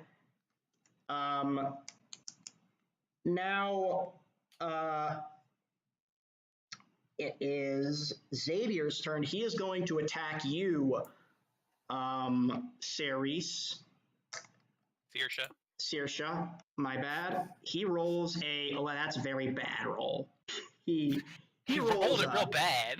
He rolled real bad. He misses, and he's cursing at you and swearing at you, and now it is Lunette's turn. She is going to cast Lesser Summon Demons. Summon Lesser Demons. Summon Lesser Demons. Oh god, I just remembered we have a line to deal with too. Oh. Yeah, she casts Summon Lesser Demons, so We don't know that. I roll a d6. She rolls a 6, so that's 8 demons of challenge rating 1/4 or lower. Fuck. Yeah, this won't last 2 hours. It's just us. It's just this party. Yeah. Yeah, she summons you guys. So she summons. Well, that's quasits are actually pretty strong. What's a guys? Chat. Give me a weak demon. What's a really weak demon? A really bitch ass demon. Rat. Not Myself, rat. but like just myself. Like not Me even what. IRL. Me IRL. Yeah. I'm also stalling because I know that there's a delay. Okay, they summon. Oh, that does not seem fair. That doesn't seem fair at all. Whatever. It's fine. Rat'll survive. It's not fine. Stop saying We're all full health now. Come on. And Cell was knocked out in like 2 hits. Cause they got rowdy. I don't know. These are Who too is that strong. little rowdy? These are way too strong. They should not be because they got multi attack. That just doesn't seem fair to you guys. Whatever. Let's have it. No, quasits are actually stronger. All right. Do you really want me to activate hard mode? We get more experience. That's true. So she summons. But it's not my decision. I'm just one part in a bigger machine. She summons 4 dretches. These disgusting looking, gross ass creatures. They kind of go up from the depths. And they all swarm around the party, and I'd like you all to make. Are any of you of resistance to poison? No. I'm immune to disease. Are immune to poison though? That helps. No, just disease. All right, so I'd like you all to make a Constitution saving throw. I'm not great Oh, at these. boy. And I didn't roll great either. Okay. What do I add to it? Your Constitution, and if you're proficient, you also add your proficiency bonus. But I don't think paladins are proficient in Constitution save. Dirty 20. It's a dirty Constitution. 20. Yeah, I got a You're dirty fine. 20 as well. You're fine. Good First God. crit, if you will. 18. You're fine. Rat, 7. you're not fine.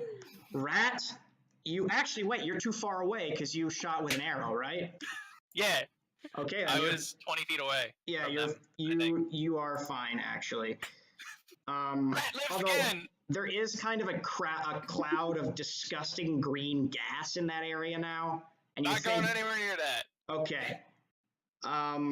And these dretches are now kind of zombing out. It's real disgusting. It's real gross.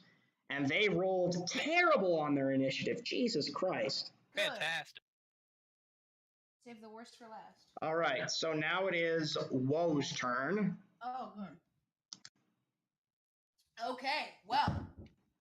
I want to take care of the person who summoned the demons before I take care of the demons themselves. So, remind me, who was the one that summoned them? Lunette. She's up in the air. Lunette. And she is in the air, so I'm going to go ahead and do a little knocky knock over there with my longbow. Okie dokie. Make your And rolly roll. Gonna rolly roll. That is a crit 1. Plus 5. 6. That misses. It goes super wide, and you actually hear the caw of a bird in the distance. It's really funny. Whenever she does that, she's like, "Man, you guys are gonna be so pissed whenever it actually hits you." Once I start hitting my arrows, it's over for you hoes. Basically. So now it is Sill's turn. Just real quick, I want to point out that in canon, Woe is the one who taught Rat how to fire a bow, Yeah. and Rat has hit all of her arrows. It's do as I say, not as I do. Fair enough. Well, I was a little upset because of what happened with Sal. Yeah, course. yeah. No, she's a little shaken up. Speaking of Sal, your turn. Also, I'll be super right back. Sal is going to give bardic inspiration to Woe I love you.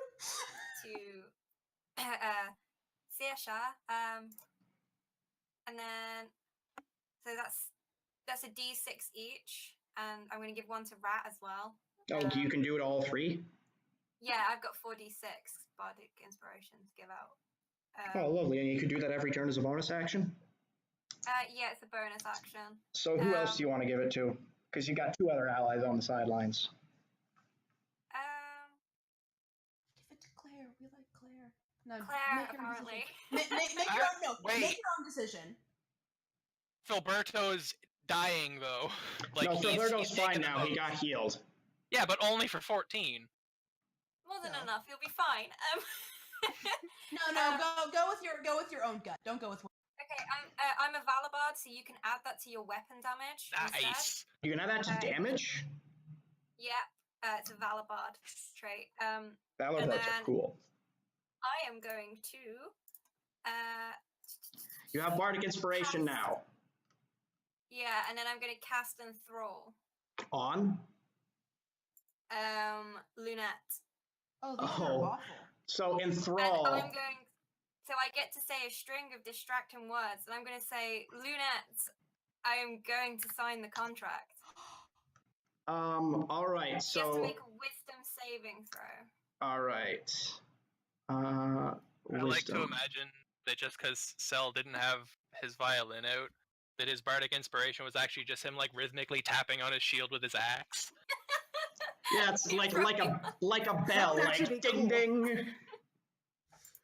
You should totally mount a fucking a boxing bell on the front of his shield. That'd be By so the cool. way, Ding! Sorry, yes.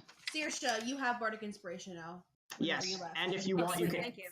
If you want, you can add that to your weapon damage next time you hit, or anytime, I guess. So she is going to make a wisdom save. Let's see, a succubus has so and so on their wisdom saves. She is going to roll a 15. Does that get it? She passes. Ugh. Poop. Yeah, she passed. Yeah. And then she says, "Great, come over here then." And then all of a sudden, a lion jumps over and just starts charging the shit out of Rat. The cat is now chasing the Already rat. have enough. That tracks. Rat after the cat, or cat after the rat. All right, so I'd like Cat and mouse. all right, the lion rather, is going to roll a, oh dear, that is a 20 to hit, Hit. and you have to make a DC 13 strength check.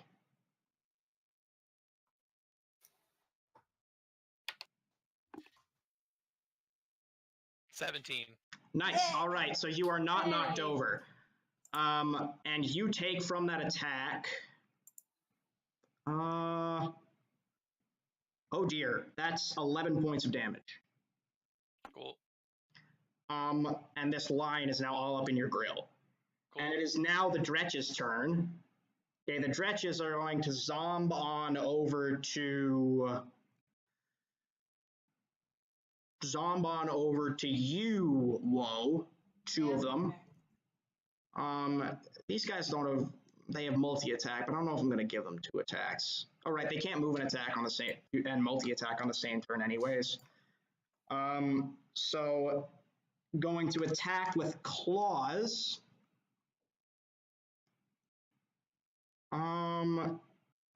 Okay, first one misses, second one misses.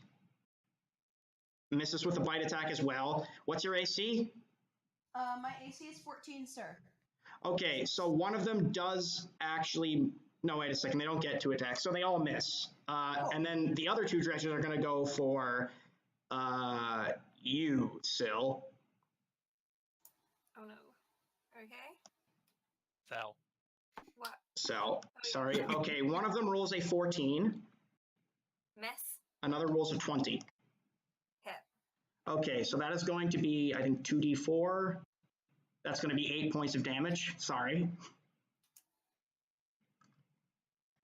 Also, I want it to be noted as these stretches are like clawing or like trying to bite at Woe, and they're all missing. She's kind of doing this like, what now kind of pose. All right, so now these dretches are all up in your grill, and it is now Rat's turn again. She's face to face with a fucking lion. So, Sorry, you know, you cut out. she's face to face with a fucking lion. Who, Rat? Me? Yeah? Yeah. You're in front of a lion. Is it my turn? Mm-hmm. Cool. I'm not knocked over. Right? You're fine. Okay. Is there a building nearby? Like an actual structure? I would say you're far away enough that yes, there is a small house nearby. Cool. How small, though? I don't know, it's like 20 feet tall, maybe? Okay. Or like 15 feet, maybe? That's not 15. huge, but you could climb on top of it if that's what you want to do.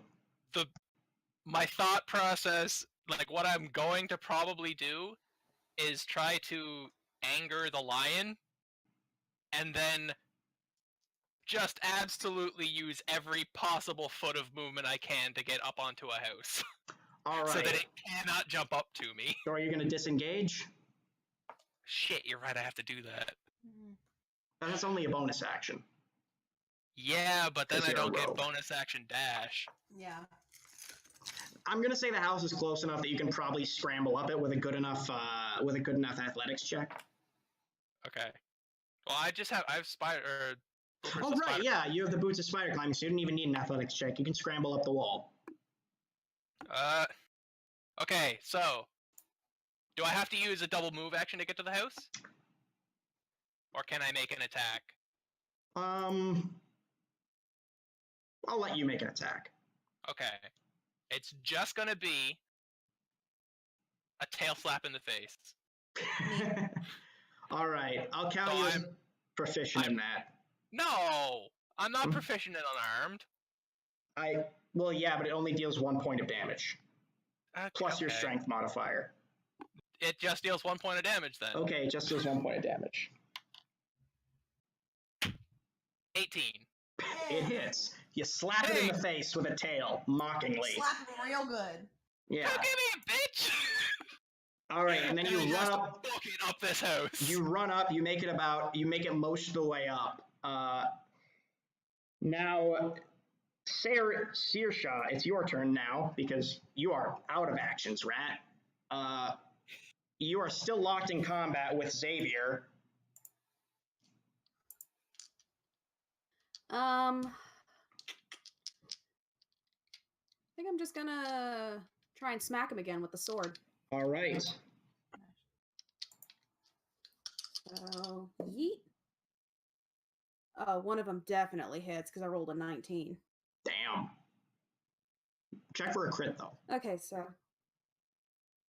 Well, one was 11, one was a 19. Okay, all right. So keep in mind you do have inspiration, so you can add you can add a d6 to your weapon roll, your damage roll rather. Okay, yeah, let's do that. Let's do the. Where's my d10s? Is there like a special type of damage that is?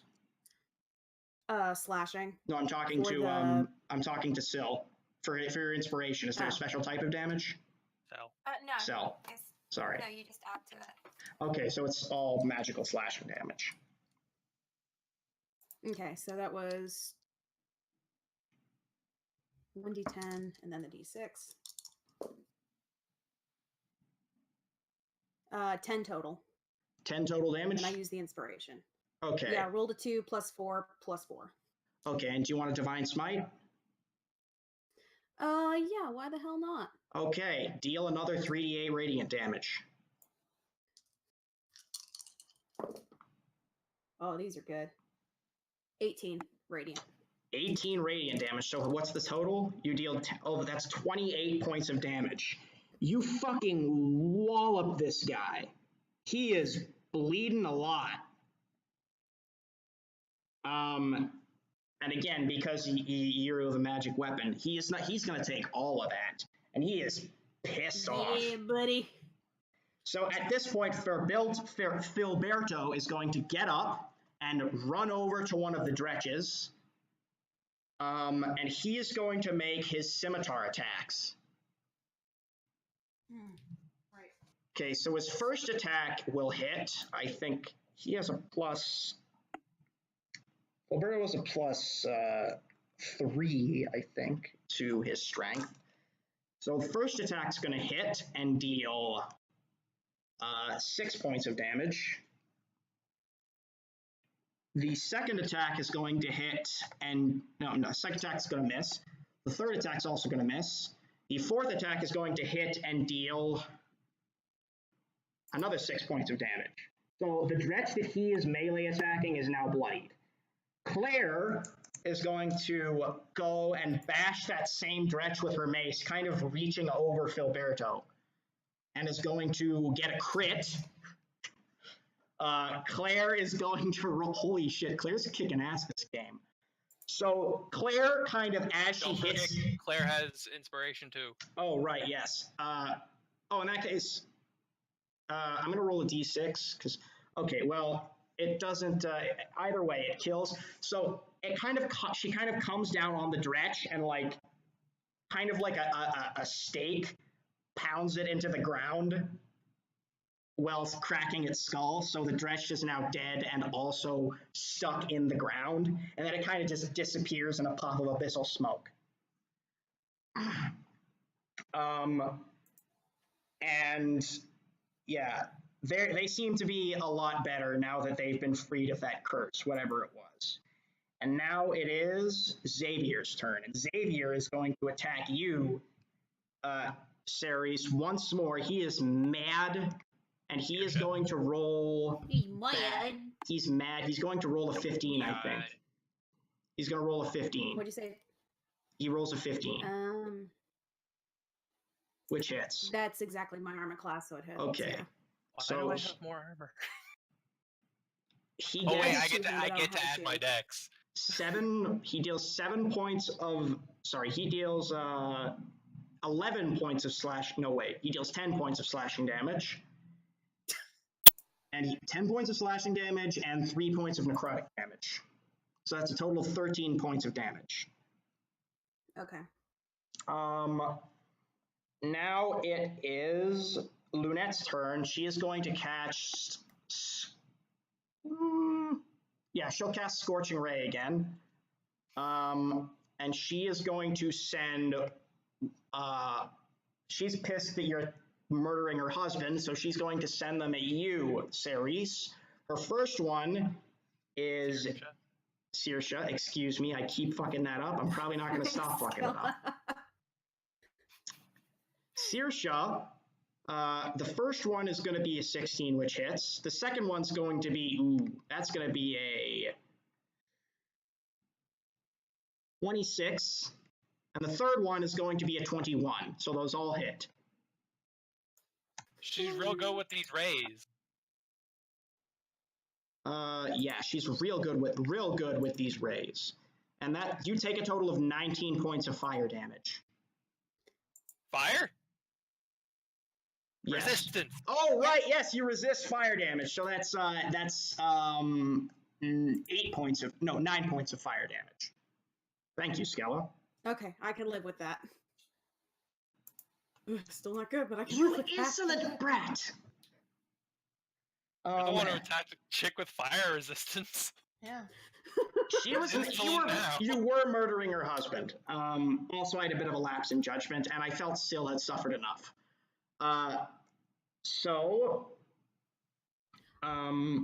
Whoa. I keep missing my hellish rebuke. You can only do it once. You can only do it once. Oh, okay. Thank you, then.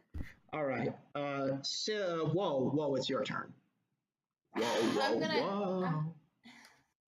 Whoa. And do you want to go ahead and get all the woe jokes out of the way, guys? The right We'll go stuff. ahead and do that.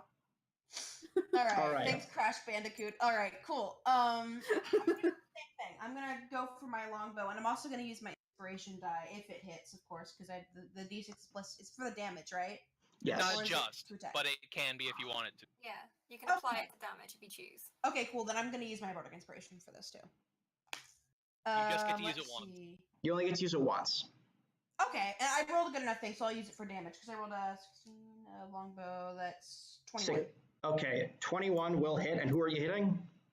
Gosh, I forget her name. Elenira? Yeah, the wife. Okay, roll your damage. The 3.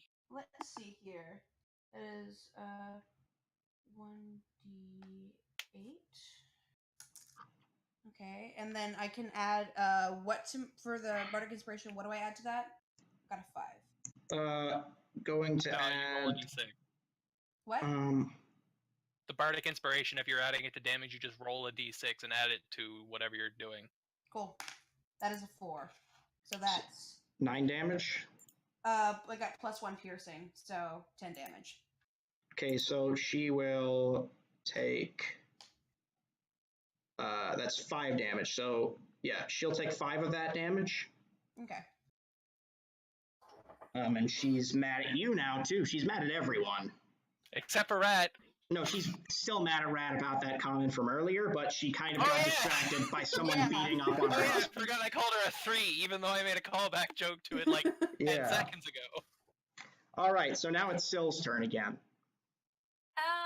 So Lunette's his wife, right? Yeah. Sorry, The one that was really Elenira. interested. Elenira was the one who was trying to flirt with you. Oh. And she's the one up in the air. Yeah, she's the one who's raining fiery death down on you and your comrades. She can only do it a couple more times, probably. No, she's all out. Could I try and persuade her almost? You could try, but it's gonna give you. You'll have disadvantage on that. I know I will. Oh boy. Okay. You can try. You're still going to attempt it?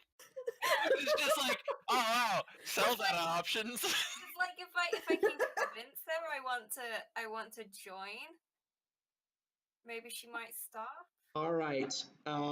You can make a persuasion check. With disadvantage. Yes, with disadvantage, because you're currently locked in combat with her minions. Please roll 2 20s. Please roll 2 20s. A 17. Was the lowest, yeah. She kind of puts her hand on her chin and gives you a wink, and then says, "Prove your loyalty." And then she nods to Whoa, and then draws a finger across her neck, and then nods at you. And then Sal smiles at her and says, "Anything for you." All right. Cell doesn't do what we tell her to do, or what Now we tell you her to do. you still have your action. What are you gonna do with it?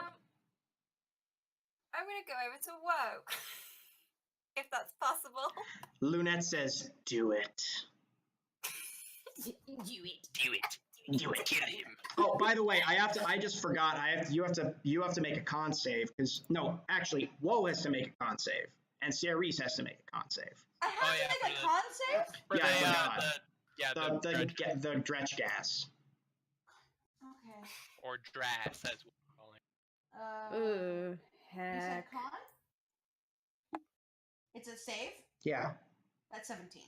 you take it. I got Save. an 8. You 17. do not. Did you add your con? Yeah, I rolled a 5. So Okay, I got an 8. you are poisoned, which means you are able to take, I believe, an action or a bonus action, but not both, and you can no longer take reactions. Cut out. You are able to take an action or a bonus action, but not both, and you are no longer able to take reactions. Install no damage. Hey guys, look at that. no Strict says damage. I'm stressed. Oh, cool. Oh dear. A good baby. Good baby She knows kitty. I'm stressed. Okay, I'm sorry I'm making you stressed. Okay, I gotta hurry up because Yeah. all right. I mean, 22 people are still with us.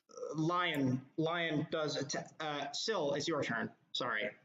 Oh, okay. Yeah, so I'm You gonna go go over to over to Woe. Woe. Yeah. And I'm gonna pull a pretty convincing, like, angry face at her.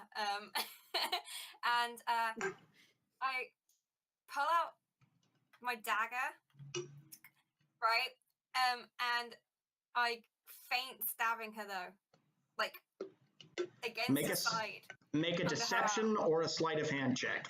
I'll let you Can pick I which. also react to it to try and bolster the deception? Okay, you have advantage. Do I have advantage? Yay! 24. It's very convincing. You like for a second, Rat, you actually think that Cella's betrayed you, but you kind of I realize am not paying attention. I am getting right. You're being chased up a wall by a lion. But yeah, it's very dramatic. I yeah, imagine that they actually have a theatrical blood pack that just like cool. spits out fake blood. yeah, it's very That's something dramatic. Neil would have done many times She before. she takes some of the blood from the damage that she had earlier and kind of just like, Oh, my body. Woe is me! okay, yeah, that's funny. Okay, that is R.I.P. funny. and pizza. All right, now it is the lion's turn. The lion is going to try and chase you up that wall. Make an opposed dexterity check. Are you sure that I'm not just running up the wall because of the slippers and spider climb? The lion is trying to like reach you on top of the wall. Lions are fast. Opposed dexterity? Yeah, but the lion may not be able to like grab you if you're up the wall, basically. Okay. So I can't use bardic inspiration rolls if I know the result. I have to do it before? No, you can use it after. Oh, okay. Opposed dexterity. So it's a 11? Okay, the lion also rolled an 11. I'm going to use my bardic inspiration. Oh wait, what's your dexterity modifier? Oh, your dexterity. You win. You win. Okay, cool. The lion, it can't touch you. Bye! So you clamber up the. I just want to point out that we have a real Tom and Jerry situation going on here. Basically, the lion just keeps clawing at the wall and clawing, and eventually I would like to taunt him. Eventually, it gets tired and kind of like curls into a little napping position and grumbles. Okay, that's great. Now it's the Dretch's turn. Dretch time. One Dretch is going to attack you, Sir. It rolls a 1, and then it rolls a 15 on its bite. Oh, heck. So that's going to be, okay, I forgot to take the Scorching Ray thing off, so that's going to be 5 points of damage. Another one is going to attack, okay, Syl, it rolled a natural 1. It rolled a 5, so that misses. Another one's going to attack you, Woe. Miss, miss. Another one's going to attack you, Syl. That is a 13, which is a miss, and an 18, which hits. So that's another d6 that deals 2 points of damage. That's pretty. These guys are pretty pathetic, honestly. Rat, it's now your turn. The lion is the lion is given up. Is like just fucked off somewhere. Oh, he's fucked up. He's not sitting at the base of the wall in a napping position? Actually, yes, he is. If you want to go down, you can make a stealth check. Actually, I'm just going to describe what I want to do, and you tell me if I can do it in one action. Okay. Yeah. So in my backpack, I have oil flasks, tinderbox, and string. Oh no! Can I put You the string monster. in the oil flask, light it with the tinderbox, and drop it on the lion? Yes, you can. Amazing. I will let you deal your sneak attack damage with this as fire damage, and the weapon itself is going to deal 2d6 fire damage. Amazing! You really want this guy gone, don't you? It's going to blow up the lion. I don't know if it'll blow up, it would just light him on fire. It's just oil, it's not gas. Yeah. Hello! Those are amazing die rolls! 21 points of damage. 20. It runs off. It's gone. It's going. It's leaving. It's out of here. It's gone. I love this. All right, now it I'm is. having a great time. Now it's Cerese's turn. Saoirse. Turn. You're poisoned, but you can still take an action. And Zephyrion is bloodied and looking pretty bruised. Well, Saoirse's not in great shape either right now, honestly. All right. Unfortunately. Yeah. I do want to get through this, though, because I have an important thing for you specifically after, and I know you have to leave right after this. Yeah. I'm going to go ahead and, because I am in single digits, I'm going to do a lay on hands on myself. Don't touch yourself in the middle of combat. That's not appropriate. Just kind of make. Can I do that? Yes, you can. Yes, you can. Okay, so I'm just gonna do this cool, like kind of like dust off my shoulders sort of thing. All right. Just do the one. Give Just do the myself. one. Just Yeah. Yeet. And give myself 15 health back. Okay. Now it's Filberto's turn. He's going to attack the dretches. That one misses. That one hits and is going to deal 9 points of damage. That one also hits and is going to deal 8 points of damage. Yeah, that one misses.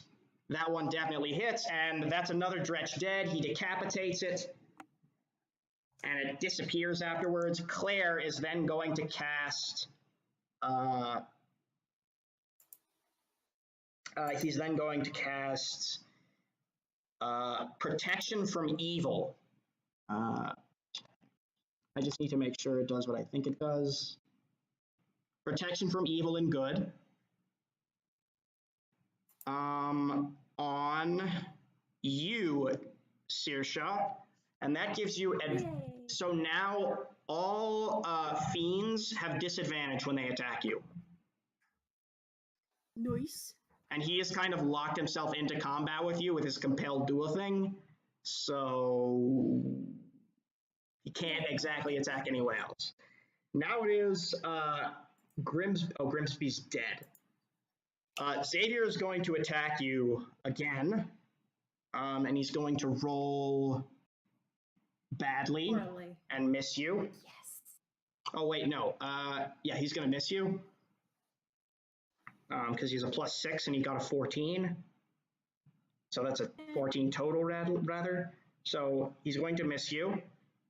And then his wife is going to try and hit you with her whip. Not into that. She misses though. Super not into that. Okay. Yeah. Now it is Woe's turn. Okay, cool. I'm you have to act like you got stabbed. Oh right. I'm still like in acting. Okay. I'm gonna put on my best performance and kind of like look over to Cell and be like, I trusted you, and then like knock back my bow and go up for Eleonora. And because she's so enamored with your performance and she thinks you're dying as you shoot this arrow, you actually get advantage on this attack. Oh, cool. Nice. Because I like this performance. All right. That was my highest plus longbow. That's 18. 18 will hit. Nice. Cool. Do you want to cast a spell on that or anything? Can I? Yes, you can. Well, if you have a bonus action spell. I know a lot of ranger spells are bonus actions. Yeah, none of my spells will really, like, do that. I've got, like, Long Strider and Jump and Fog Cloud and shit. But okay, yeah, fair enough. So you get Lightning Arrow. Lightning Arrow's fun. But yeah, I'm going to go ahead and do that. I need the 1d8. Plus 1. Okay, let's try that again, because that landed.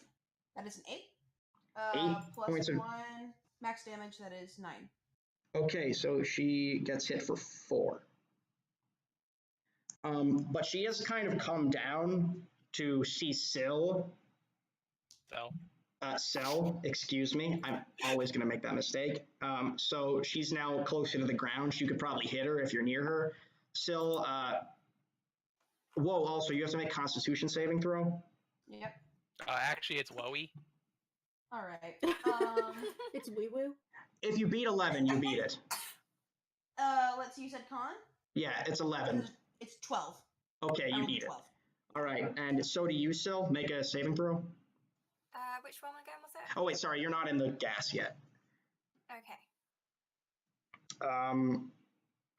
So yeah, your turn, Sil. Oh boy. Let's see. The lion, by the way, burns to death. Aw. Good. Do you mean to tell me that Rat has the highest kill count right now? Yes. Amazing. So. Oh wait, no. Even, Yes. Even though Woe hit her, is she still enamored by me and believes Yes. me? So yes, Okay. she believes you fully. Okie dokie. Then can I sort of ask her if she'll call them off if I just sign the contract? Yes. You can ask her. Sign a phony Okay. name. Don't sign your name. Sign like. Yeah. Sign it, Sil. Then I ask her to call them off. She snaps her fingers and the dretches vanish. She did just get attacked though by Woe. That's true. Well, still. I'm just trying to play fair, guys. I'm sorry. The dretches know, still but- vanish, but she puts one of her heels on oh, I guess it's not her turn, technically. So she snaps her fingers and the dretches vanish and she pulls out the contract. And then she drops it on the ground and it sort of floats over to you, Sil. Okie dokie. I go and grab it Okay. if it's not too far away. It's not that far. You don't even need to take an action. Okie dokie. Pick it up then.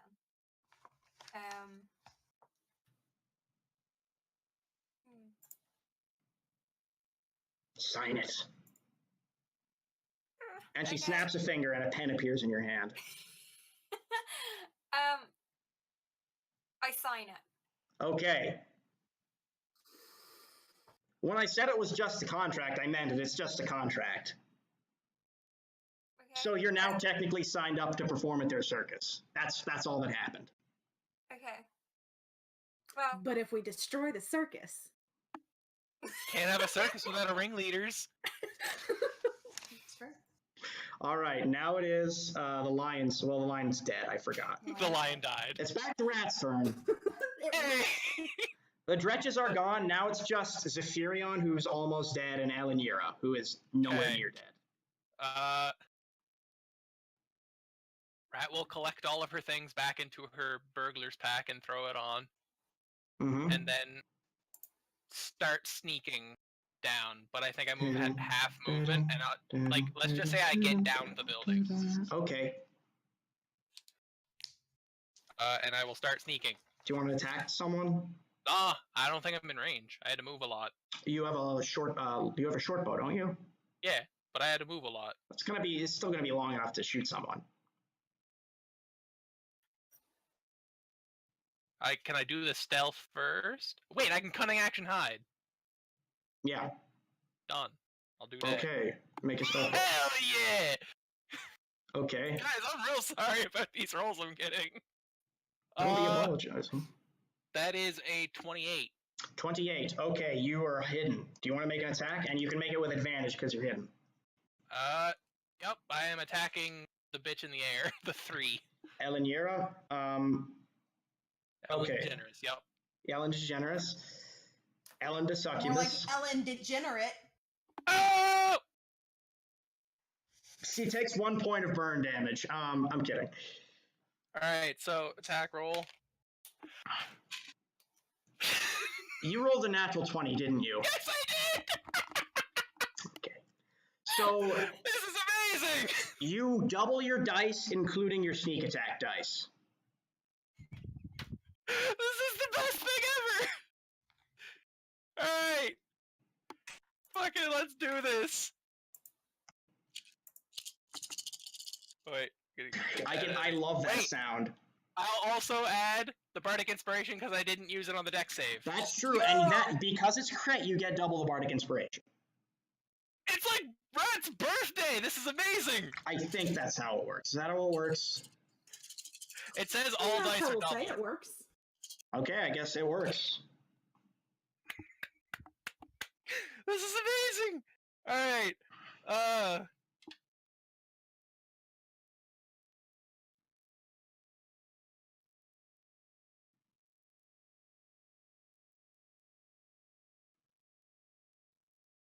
Hello?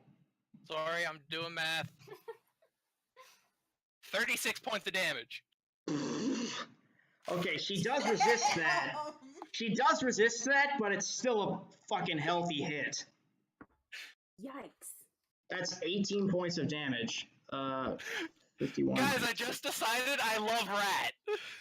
Me.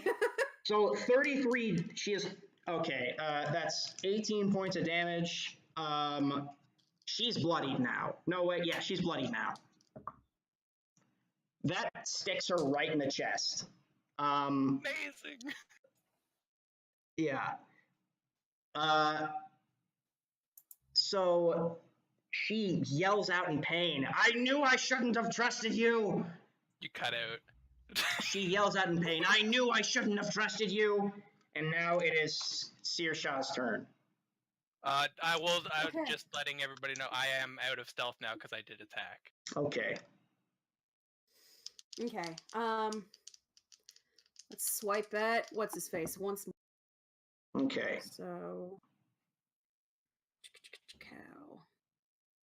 cow. 16? That is going to hit. Okay, and we're gonna divine smite as well because I'm tired of this boy. Okay. So 3d8 and 1d10, correct? Yes.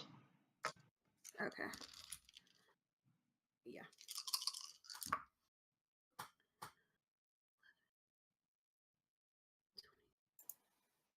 27. 27 damage? Yes. How do you want to do this?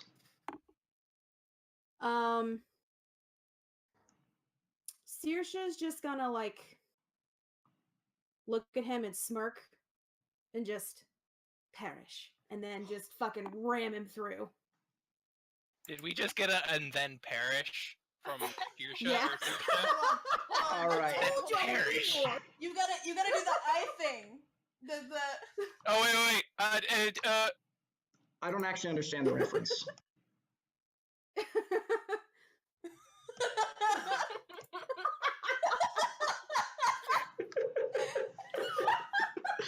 And then perish, and you run him through, and he says, he sort of spits up a black ichor and says, "Well done, Paladin," and then vanishes, and his staff clatters to the ground. It turns back into a staff when it does so. Now, now make a religion check. Oh, heck.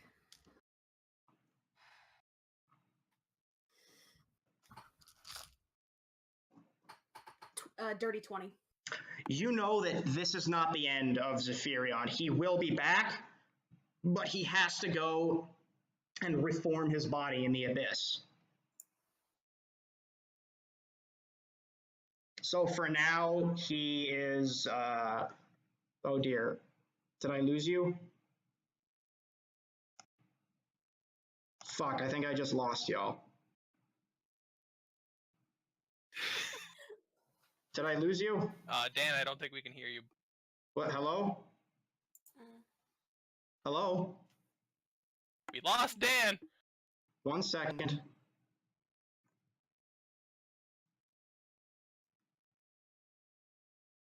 Sorry guys, technical difficulties again. Whoopsie doodle.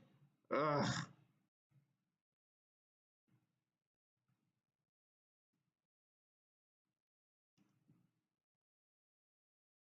There's a pain in the ass, guys.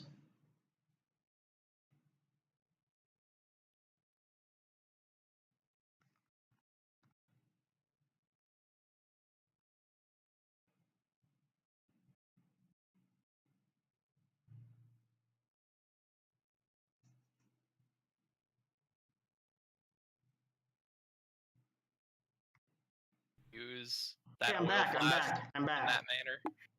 Hey, there's Dan. Okay, so. All right, back to action.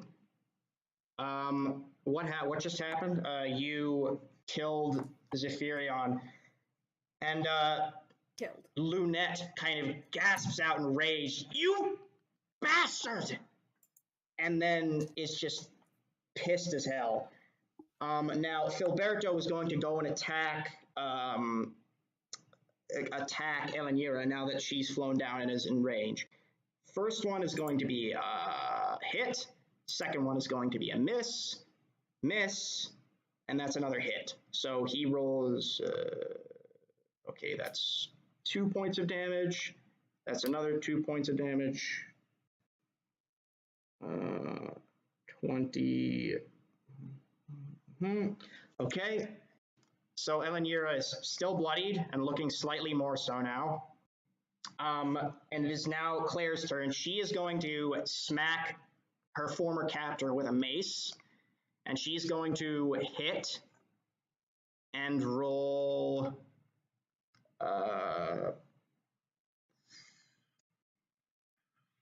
9 points of damage.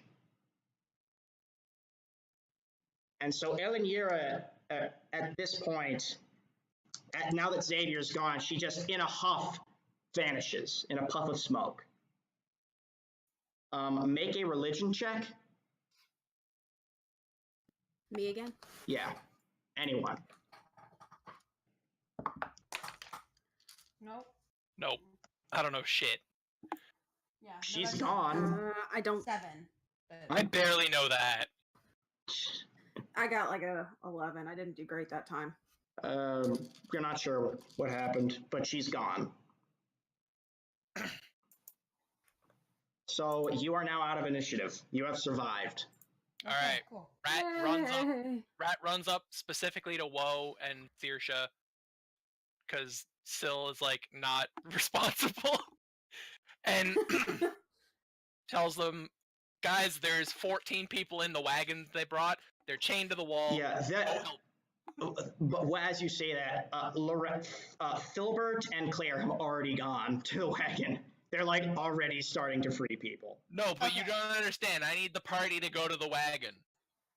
Okay, well the party goes to. Do you want? Let's go to the wagon. I'm gonna try and Whoa, speed. I Well- loot everything."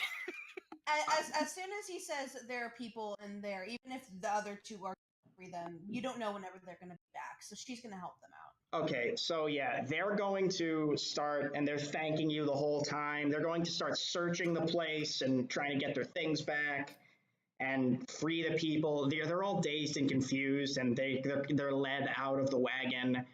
And Filbert and Claire, obviously they can't go back to their former homes now. They're not even sure where they are. And obviously they look like this now. They're going to basically offer to make sure everyone here gets home safe and do all of that for you. Now for loot.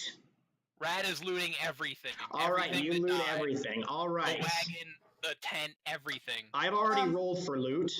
Okay? Okay. As you're doing that, I just for character, clearly just like get things across. As well as freeing people, she's gonna try and like soothe them as much as she can, and Okay. Offer words of reassurance. Like at this point, her hood's down; she doesn't care anymore. These people are similar, the same to her. So Yeah. she's- Well, none of them Sal's are just these. stood in the background eating the contract. Okay.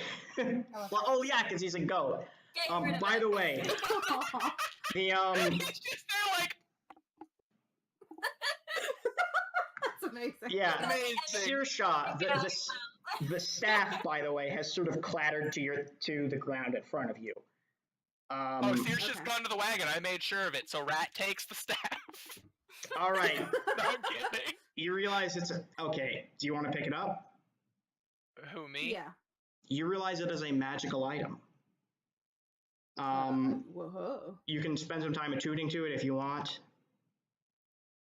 Speaking of magic items, how's that bow tie? That bow tie, I don't think requires attunement. Cool.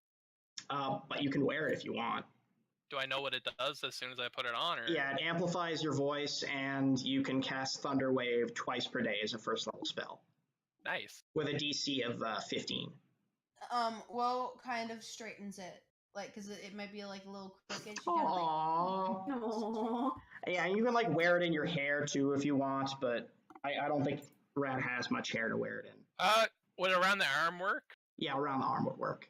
That's where she Okay, wears it. so she straightens it, but it's on the arm. Also, it is not a bow anymore. It's Well- just string tied around her arm. Ooh. So never mind, then she doesn't do anything. No, that's not how a bow tie works. It still retains a bow. Listen. Doesn't Anyway, matter. we can get All through right. the bow Yeah, tie I gotta discourse rush here. through this because Sarah has to leave for work soon. Just so- the only other character thing Rad is doing is apologizing to Filberto for shooting him. Okay, it's fine. It's fine. I got healed and fuck, that hurt though. Yeah. Yeah, Wow. do the damage real good apparently. Wow. Okay, so you find first an Elven combat vest, which is a mithril non-magical chain shirt, which gives you an armor class of 13 plus dexterity, and can be worn as normal clothes, underclothes. It's as thin and weightless as normal fabric, and it gives you 13 plus dexterity for your AC.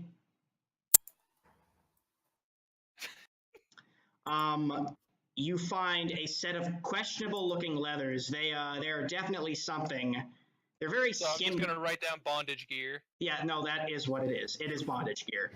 Roll an Arcana check. Anyone who's in there. Someone help 16. me. 16. Putting them on does not seem like a good idea, even though you do think they are technically magical. It's not a good match. It's not a good. It's bad magic. This is bad magic. So Okay. no. All I right. name myself treasurer of this group. Is anybody opposed? Okay. Shut up! You also find a wand of web. You find 4 doses of drow poison. You find a +1 mithril longsword, which is the same as a normal longsword, but it has the finesse property.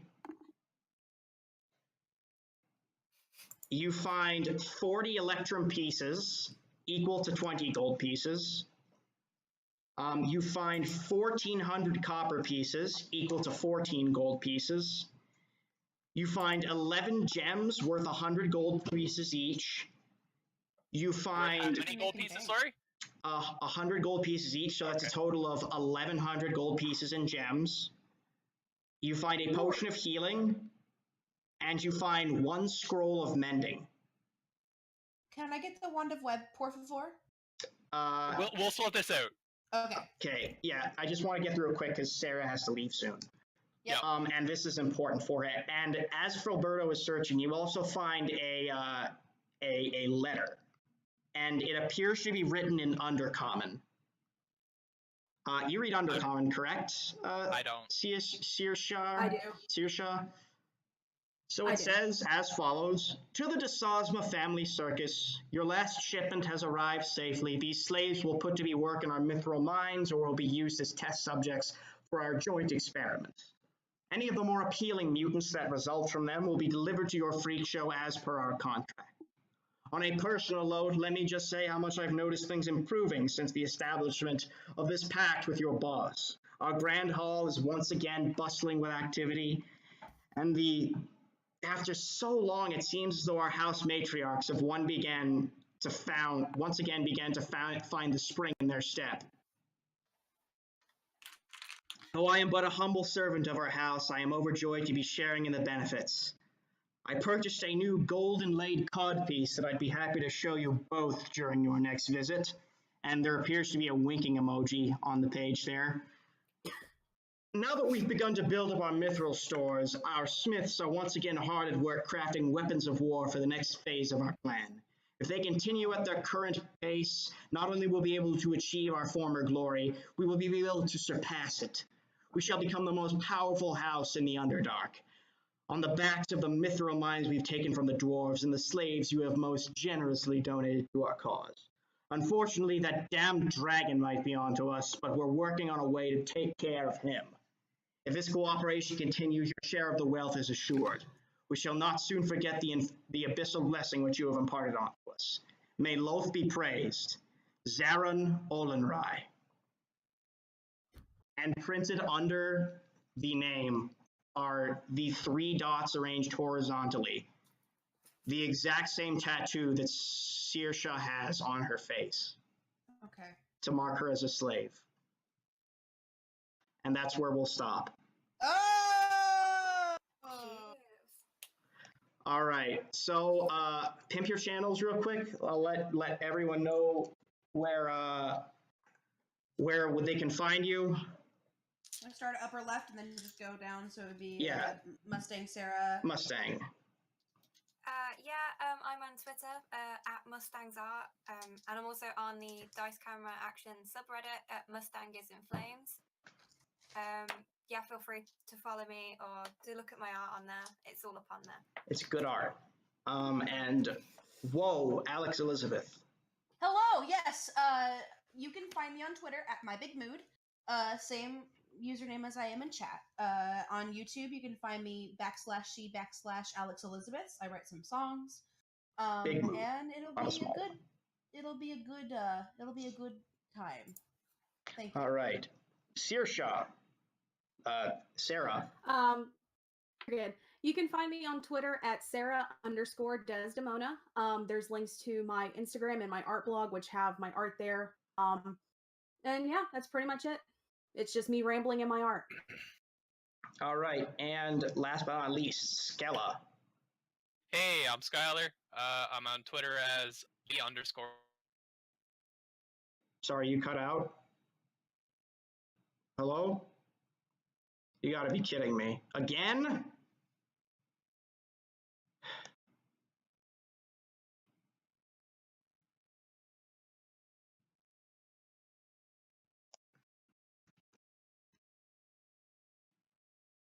I hate it when this happens. I'm sorry. I'll get a better internet connection, guys.